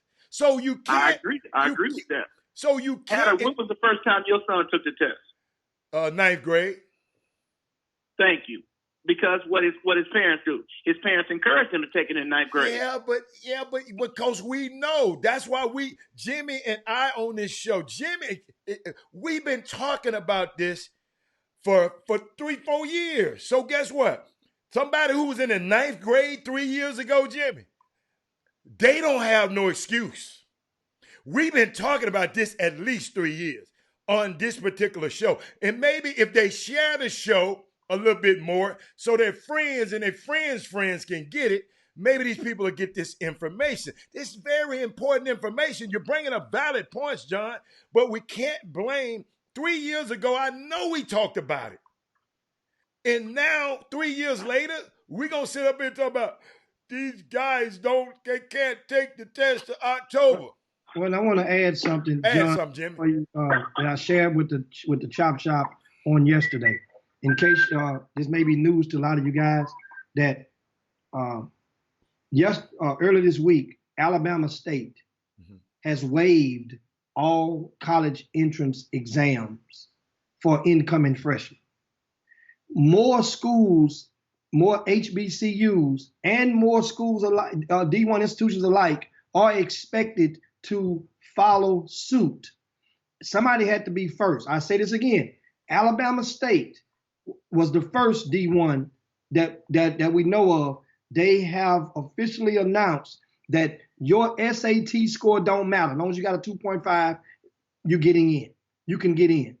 So, and among with some other requirements that you have to make. So now that question about the SAT stuff, trust me, they meaning the NCAA or some of their member institutions will go and solve that issue.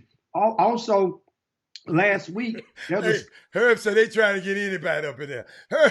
Herb, they doing this because of the coronavirus. Yeah, and it's good PR.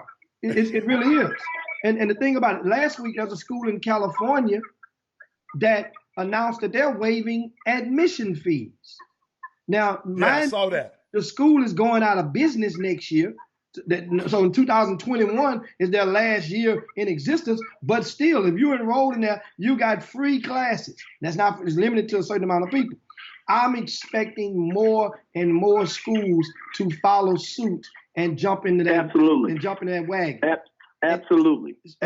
Yes. Because see, the thing about it is, Jimmy, I agree with you 100% that they should even waive the SAT. Basically, dude, if you now. The counselors and people at your school, you got to take care of your business in terms of making sure you certify that kid, making sure that kid is taking all the right courses, which you got to take 26 hours. You got to make sure you have the right GPA. You got to make sure you're taking some AP courses in there, do some things necessary and take all the tests required, like STAR and pass STAR, so I think that you're absolutely right, Jimmy. I think they should waive the SAT altogether, but they're not going to do it. So, it's because then you're going to say, okay, then the average person can get in Harvard. Harvard, nah, we don't want the average person in here. We want only select group of people to come in here, Harvard, Rice, Baylor. You know what I'm saying? They're going to put a measuring stick in there and to make it harder, because in most cases, it's been proven that a lot of these land grant institutions and private institutions don't want a whole lot of minorities in their school. They don't want it. They don't want it to be flooded with, I have students now that are top 5% in their class, and they got to go to a UT San Antonio in a block year before they get into Texas, and got to have a 3.5 at UT San Antonio before they come to Texas. So, but the person is top 5% in their class, National Honor Society. You know, so there's pros and cons to it. You know, it's just so many rules that they got to change. Now, of course, John, speaking of rules, here's the thing. In regards to the SAT, the ACT test, and I gave this suggestion to you because you're a grassroots program operator. And I've suggested this numerous times, and I'm going to do it again. And a lot of you grassroots coaches out there who's listening, you have problems and you have solutions.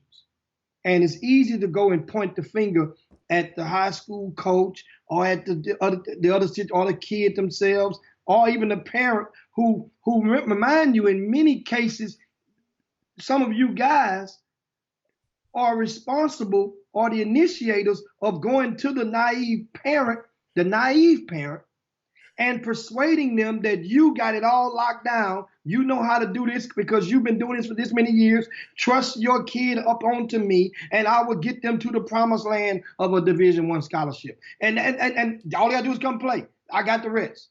And that parent's let go. And while they with you, that parent go on the happy hour or whatever. Then it comes back when the kid don't have a test. Why doesn't more grassroots coaches, just like right now, your schedule has been shot to pieces as a result of the COVID-19. So why aren't now is the time to look in the fall and say, you know what, my whole team, we're gonna take a SAT or ACT on this particular date in June or July, because there's still some dates that ain't canceled yet. So why not go and sign up for those dates for some of your kids right now and get them on the dockets? Now you mentioned the money. Now that money part, guess what? One thing I've noticed, John, and you know too, at the beginning, there ain't many parents. Of course, economics is going to come into play, and economics is tough right now. But everybody on your team will not tell you they can't afford the $40, $42, $45 for a college entrance exam. You know that. So that may be three kids that may fall apart and they may need a little help. Well, those 3 kids, you get one of them and bring them to your house, get them a pressure wash and let them pressure wash the driveway or the bricks on the house. Jimmy, why don't they just not pay about $100, $200 pair of Jordans? Well, that's something different. I mean, understand that's something different. But no, Jimmy. But if you're gonna tell it right.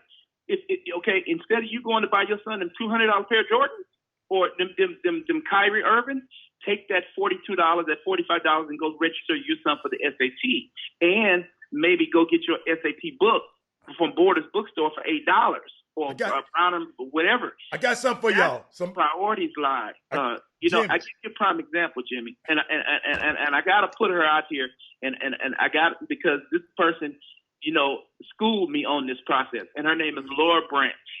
Her son Joe Branch is assistant manager for the Minnesota Timberwolves. When he was at Kincaid, Laura Branch, when she worked at Rice University, she told me, said, Jerry, let me tell you something. She said, my son go to Kincaid, I'm gonna make sure he get that SAT before all this other stuff is out there. And I used to listen to her. She used to always talk about academics. This is the early years when I was doing my tournaments, when I had, Nosa Abasahan and Dante Randall from Milby and all them kids. Academics is not going to go anywhere. Every parent, Jimmy, that you come in contact with, you and Hatter, should talk about academics.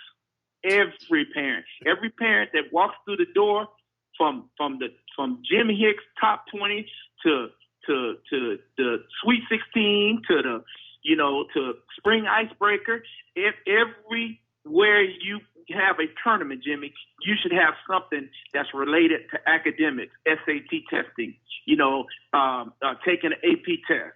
You should have that on at the door when they walk in there. Because so you're saying we should just inundate kids? All these parents. A lot of these parents that listen to Chop Shop, you and Hatter, they listen to y'all every day, religiously. John, hold on. Hatter's trying to ask you a question. So you're saying we should inundate people with this information. We've been doing this for 4 years. You ain't been watching the show then. we can tell you I know. haven't. I know. No, I no, know no, y'all no, no. do. Stop. Hold on. I just But let you talk. I know y'all do have it because I know y'all have a voice. But I'm just saying, for those out there that don't, because think about it, Hatter. Everybody in the city is coming through Jimmy Hicks tournament one way or another. Every kid in this city, if they are somebody, are coming through Jimmy Hicks tournament. I'm trying to give you some information, John. I'm trying to give you some information. But John, you're not having covered. Hold on, Jim. I'm just trying to give him some. Dude, let us. You help us out now. This is called a conversation, This is not called a speech. It's a conversation. No, I'm serious because you got some valid points, but we just got to work this thing out. So hold on. I'm gonna be the sergeant at arms today. Somebody been texting me. An educator said, "We need to get a certain person on this show, Mr. Dooley, who you said earlier." He said because our kids do not pay for SATs. He has had plenty of ways, basically, to help other schools also. No kid should pay for this test unless you're rich. Then he said, example, he said 80%, and you didn't bring this up, John. That's why I'm giving you information you didn't bring up. 80% of the HISD is on free lunch and reduced lunch. A little known fact. Title I. Hold on, John. A little known fact is these kids can take the test free. So that's just one example. So now you can talk. I agree with that. If you're a Title I kid, you can take the SAT. You get a chance to take it twice for free. I agree with that. And you got to get with your counselors on that because they got to give you that Title I waiver so when you walk into that test center. I agree with that. John, let's pause right there. This is part of the solutionary process. Now, once again, if you say it again, so that the people out there who may be grassroots coach or parents that are listening that may not even know of this, say it again. But if you're Title I, if you are a Title I, if you are on free and reduced lunch at your school, you get to take the SAT twice for free. Okay. You have to go to the counselor's office and get the waiver to go into the test to give it to the test center. If you are on Title I, and you can take the test for free. So now from your 9th grade. Okay, now pause right there. So now, once again, if you're John, to all of the grassroots, all the parents, all the high school, of course the high school coach would know because you're in the school. High school coaches don't tell a lot of them kids, Jimmy. No. Hold tight. This is just why I'm asking this question. I'm about to ask you. How do the grassroots coaches out there who's listening, how can they find out if their kid is a Title I or not? Go to the counselor's office. No, they're not going to be able to get that. The summer coach can't do that. They don't have to go to the parent. The parents know if they're Title I or not. No. Okay, so you just said go to the counselor. I'm just letting you know. You won't be able to get into that. They can go to the counselor or the parent. That counselor can't talk to no stranger who walks up on a school campus about no kid. Come on, John. But listen, they interact with the counselors, give them the schedules, right? No. So you can't get Jimmy, that. Jimmy, the first day of school, counselors give high school kids their schedule, where to report. Yeah, the kids. I'm talking about I'm asking you, how can the grassroots coach out there? Oh, okay. How can that coach find out if they have a player in their program that is a Title I recipient? Talk to the high school coach. Really? The high school coach can get that information in seconds. So that high school coach don't get along or don't communicate with that grassroots coach, then then what? Well, then you can have the parent call their counselor and ask for it. This is a simple process. This is not very Jimmy, is they trying to make the summer coaches? Y'all trying to make them do all the work? I mean, Here's the thing. How to that? The high school coaches are restricted in the by summer. rules by period, year round, by Okay. what they can provide for a kid and what they can and where they can and cannot transport a kid. Okay. I That's got the grassroots coaches are not you. Not restricted restricted. Okay. by that. That's why I put a lot of True. I put a lot of the weight. So they have more. Oh. Yes. Okay. I And got so a you. lot I of got people you. may look at me. Why you always get on the grassroots? Because you are legally entitled to be able to. You are legally able to do more without high losing school your coach. job. That Okay. high school coach will lose his job if Got he you. goes and pick that kid up. Okay. That's That's good. There's some truth to that. And that's the thing. So now, John, tell me this: in your program, do your kids, your parents, are they expected to pay dues? Is that a normal thing in your program with the Houston Superstars? Do the parents? No, I haven't asked them to pay no dues. I haven't asked them to pay no dues. I just, I keep it simple. I said, if we can't raise the money, then what we're gonna do, we're gonna take the cost of the tournament and split it by 10. By 10 players. That's And good. about whatever I pitch in, I'll pitch in. Right. And that's how I do it.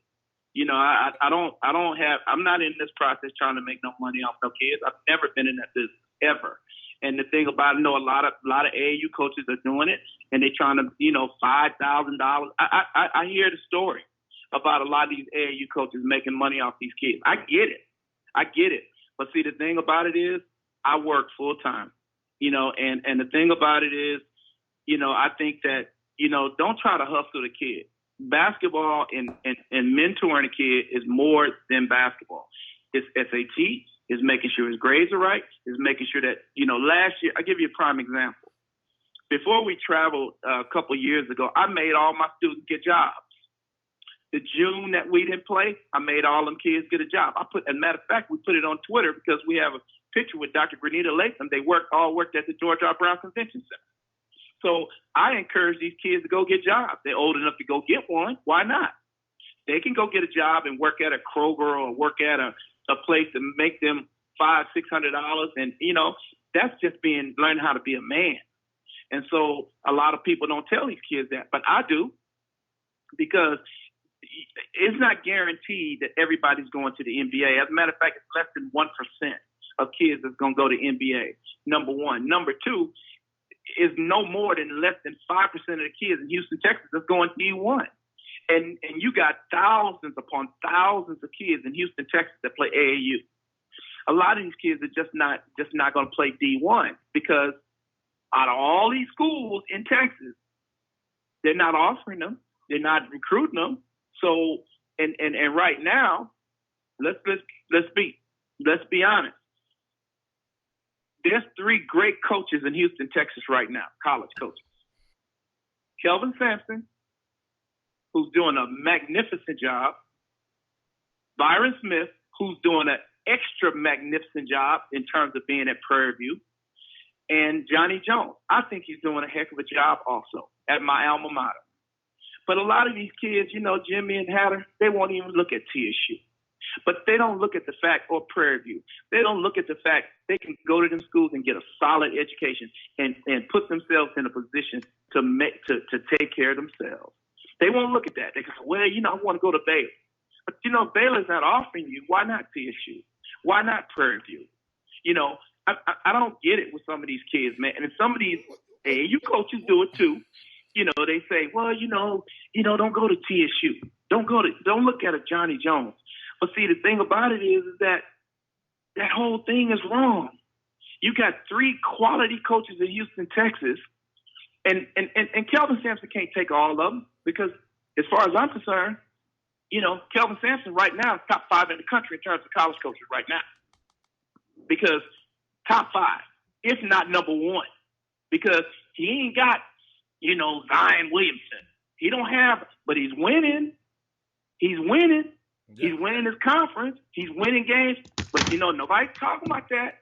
Nobody's talking about it. But see, that's what I'm talking about. But he can't take everybody. So why not Prairie View? We talk about it all the time. Who, John Urie? You mean the national press? We talk about Kelvin Sampson and U of H all the time. The national press doesn't do it. But you said nobody's talking about it. You should say nobody talking about him, but us did. Because guess what? We doing you echoing the things that we've been saying for months. No name players. I'm talking about now the kids coming there. The kid from Dixon is not a no name player. But the thing about it is, for the kids that he's got a no name Chris Harris. Hey, he went to the NCAA tournament 2 years. Was going to go a third year, and he graduated. So as far as I'm concerned, Kelvin Sampson is high on my poll right now as being the best coach in the country right now. Hey man, you got Jimmy knocking his camera down.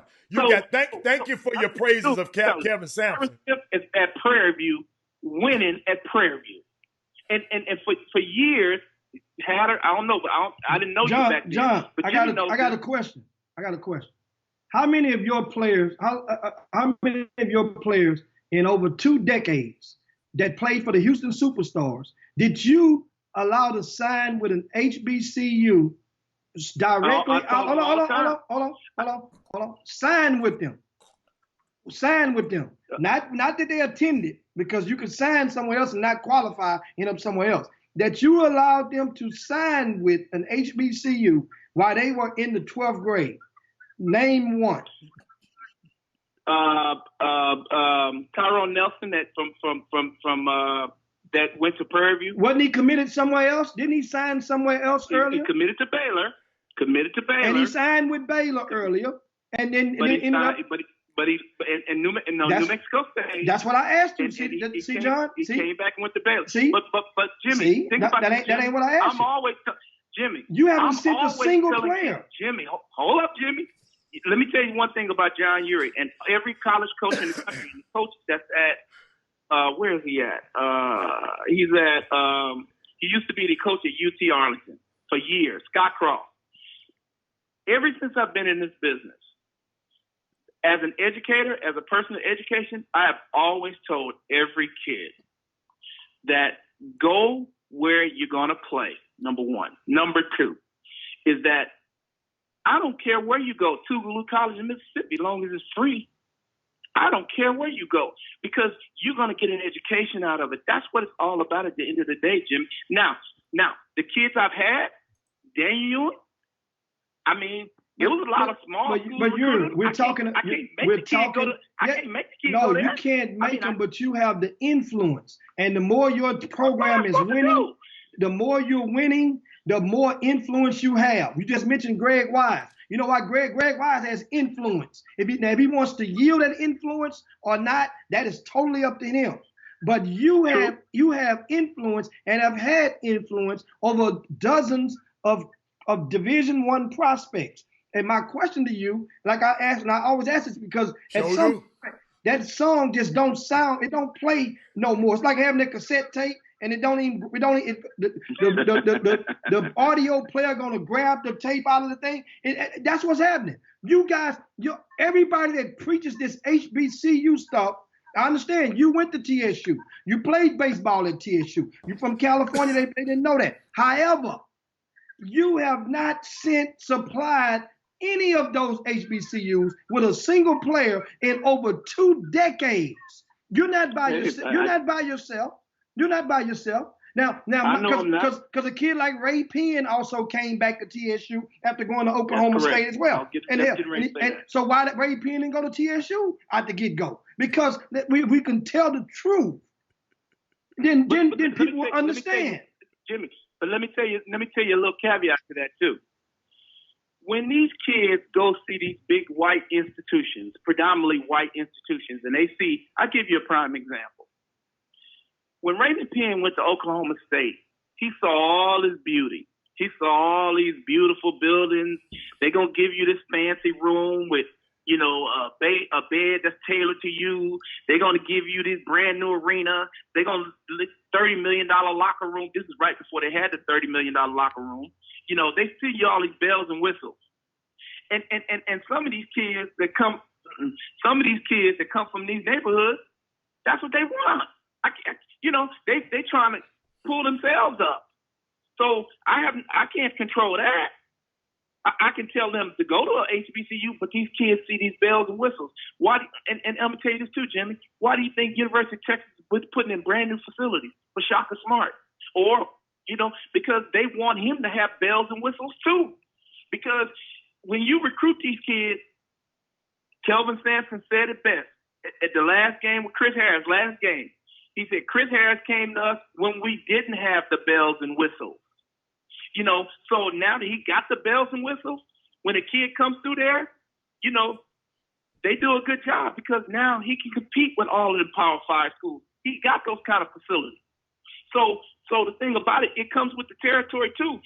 These kids, some of these HBCUs, like a A&T, just joined a conference. They're not in the predominantly African American conference anymore. They moved up to a new conference, so they're gonna have to have the bells and whistles. I have no control over that, Jimmy. If a kid wants to go to a school and it's nice, what am I supposed to do?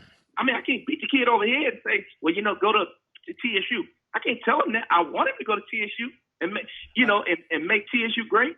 But the reality of it is, people see these kids see these facilities and they're like inundated, and they see all these parties and they go to all this. I got a question. Control that. I got a question, John. So that Hatter knows that too. John, I got a question though. Hold on, John. With these college football players. You've been there, Hatter. Don't. I'm trying to help you out here, John. I'm sitting here listening to you talking. Boy, let me tell you something. I can help you if you let me. You won't let me get in. I'm trying to help you. Okay, go ahead. Look, I'm sitting there watching, and we were talking about. We overtime. We were sitting there talking about TSU, Jimmy. That was a great question because Jimmy always asks that question. Jimmy, the question is not always how many you influence because he's right. You can't make them. Bring you on in just a second, Mr. Dooley. Hey, but now you'll be able, Jimmy, you should be able to influence them to at least go visit. And I'll never forget, you made me think about when Mike Davis was there.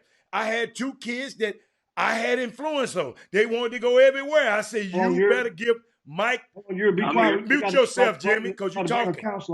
Mute yourself, Jimmy. I'm going to mute it for you because I'm talking.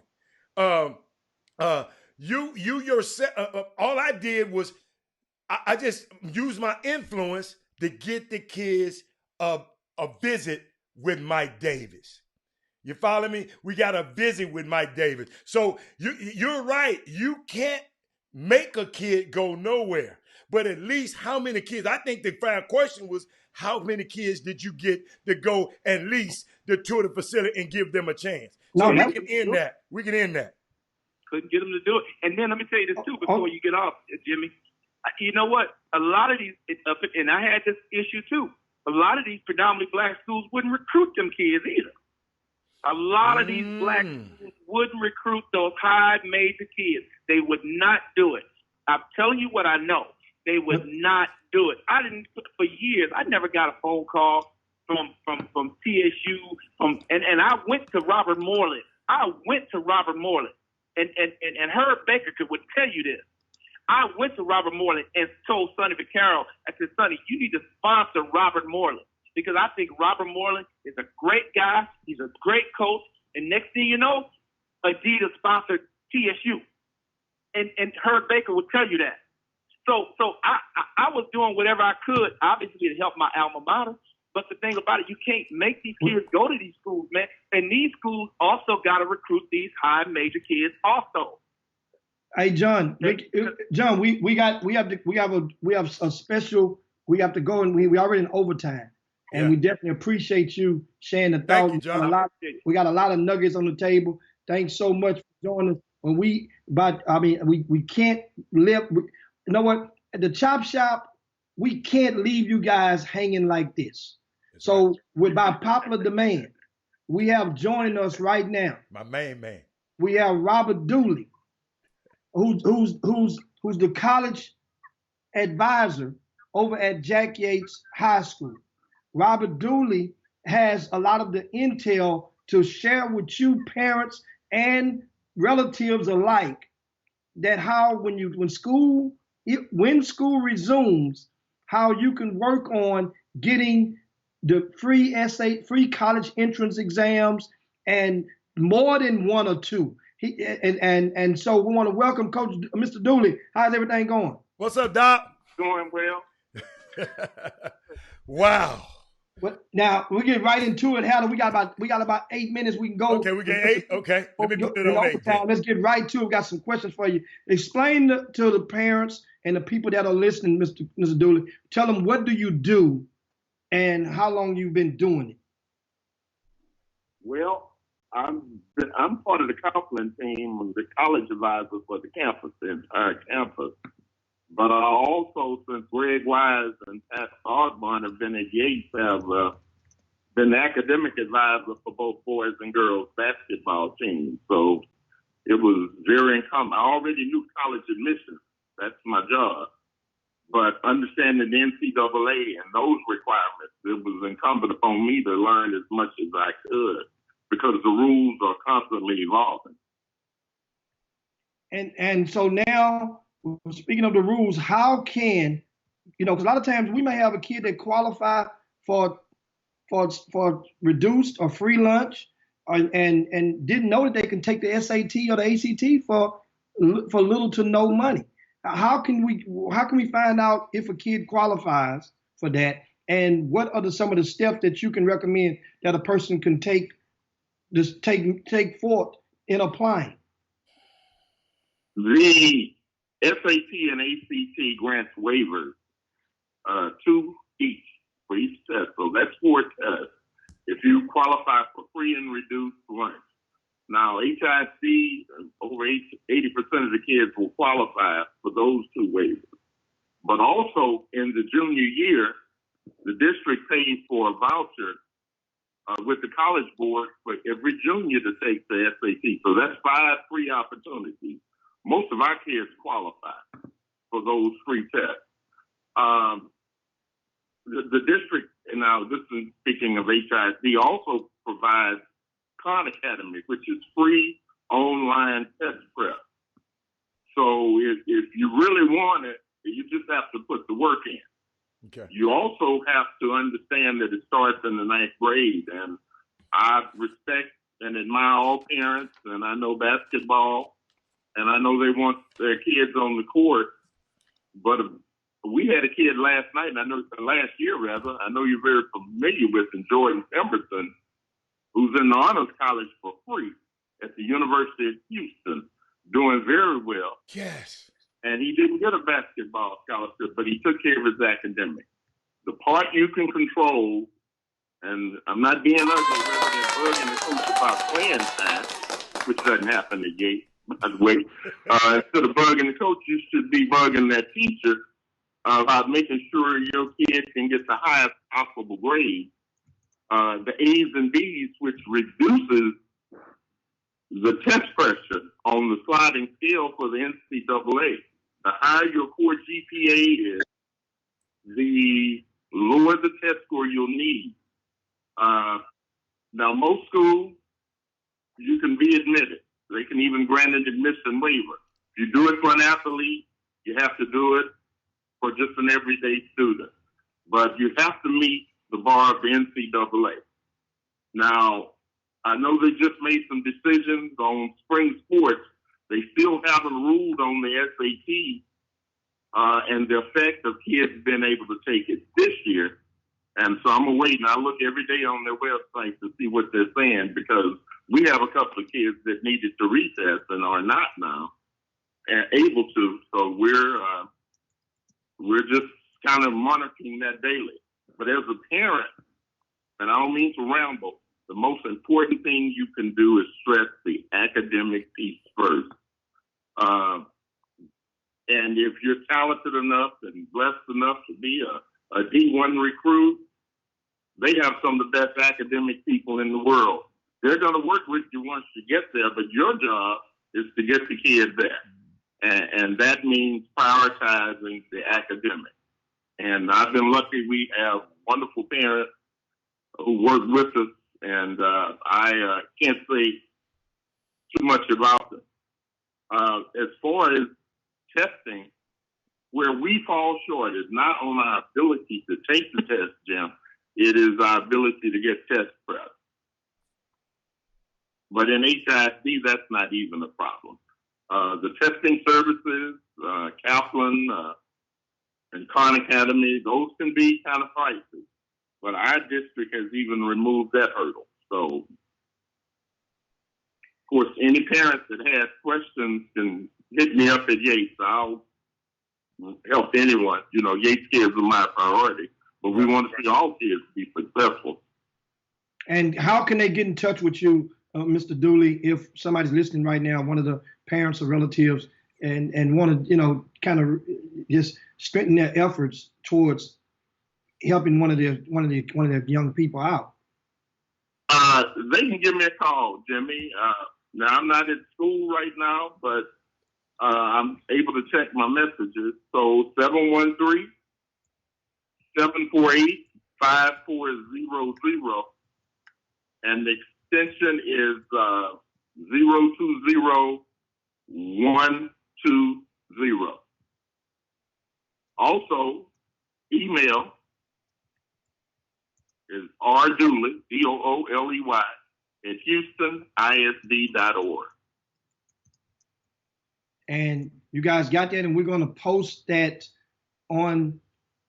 I just posted in the Boom Boom Room for you guys on the Facebook feed, and I will post it on for the YouTube viewers shortly as well. You guys just be patient with me. We thank so. Any last thought? We have a couple of minutes left, and you're dropping. There's some great intel. A lot of people. Is there anything else that you can think of that you can probably help, or a nugget or a piece of FYI that you can provide to a lot of the grown folk out here who's really inspired or encouraged or motivated to go and just push forward with helping a lot of these kids take advantage of things that are available for them? Well, the first thing, the most important thing is information and knowledge. You have to know for yourself. The Eligibility Center at the NCAA has a huge amounts of resources and rules and regulations. Also, coaches are important. Now, I'm very fortunate. Kids at Yates are very fortunate because Greg Wise prioritizes academic. And if anyone knows, and I know you know because you've always prioritized and spoke about academics, and Mr. Hatter's son went to the Ivy League. So we know academics are priority.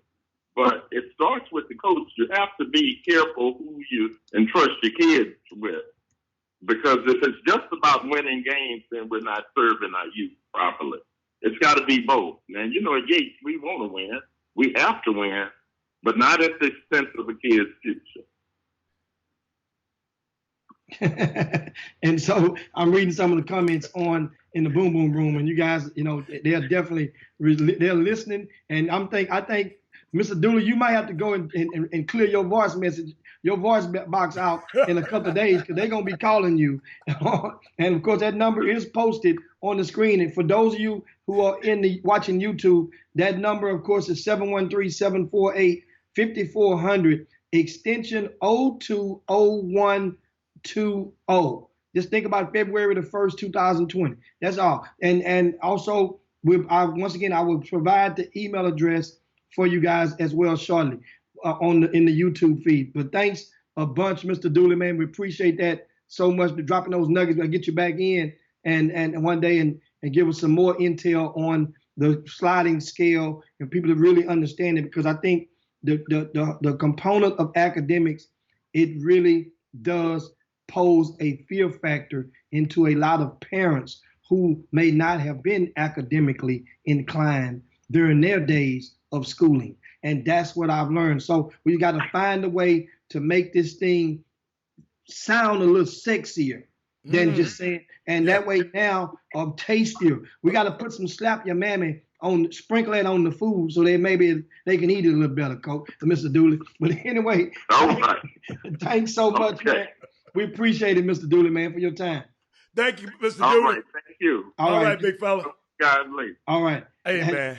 And you that guys, was unbelievable, man. That was an extreme period of overtime. Jimmy, our producer's in my ear. He just told me, Jimmy, we're going to have to screen your guests from now on.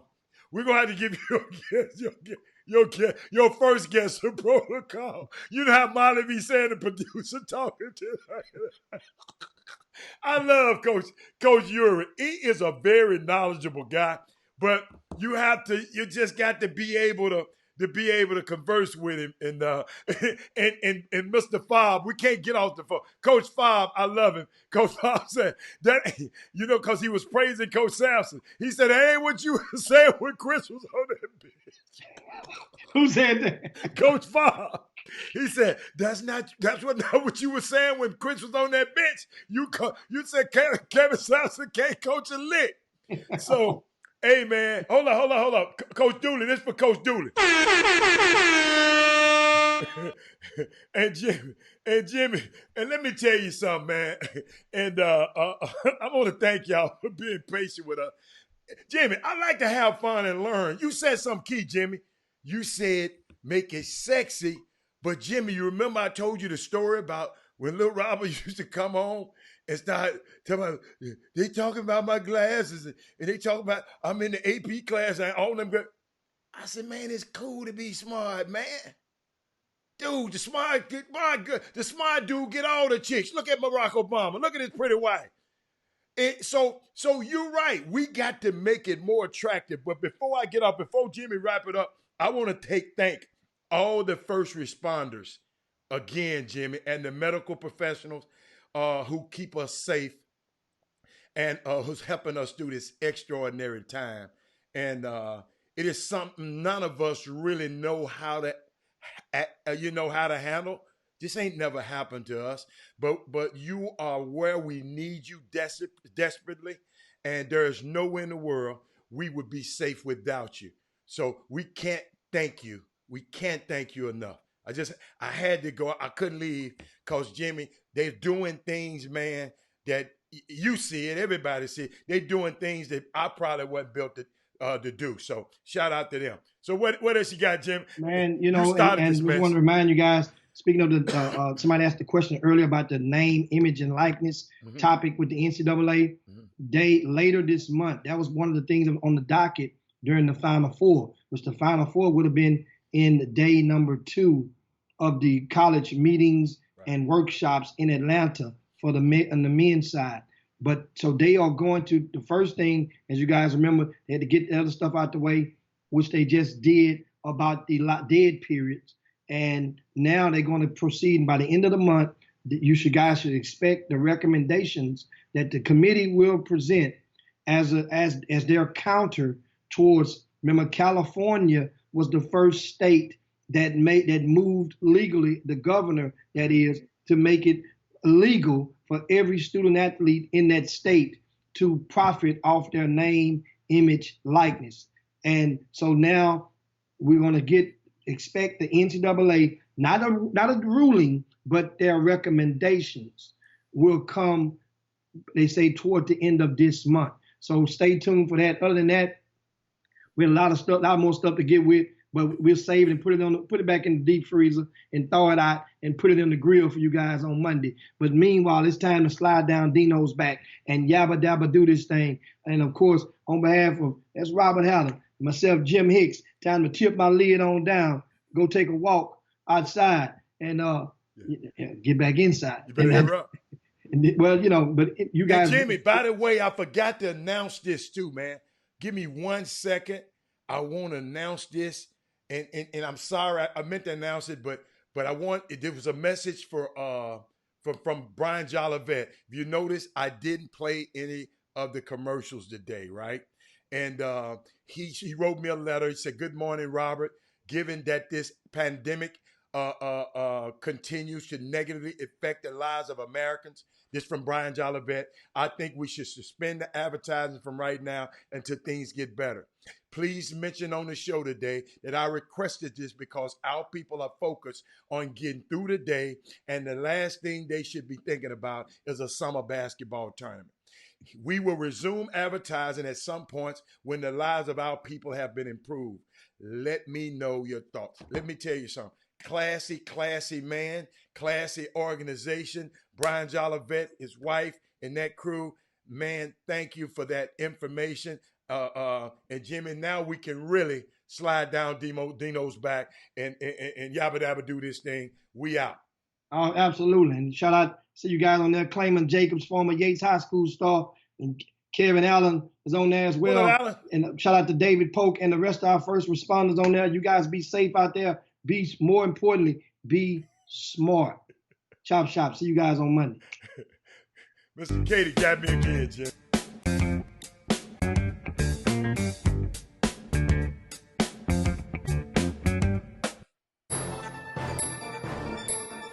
Jim Hicks, Rob Hatter. You are now tuned in to the Chop Shop. I'm Retro. Let's get it. We in the Chop Shop. We live in the Chop Shop. We talking sports talk. We live in the Chop Shop. We in the Chop.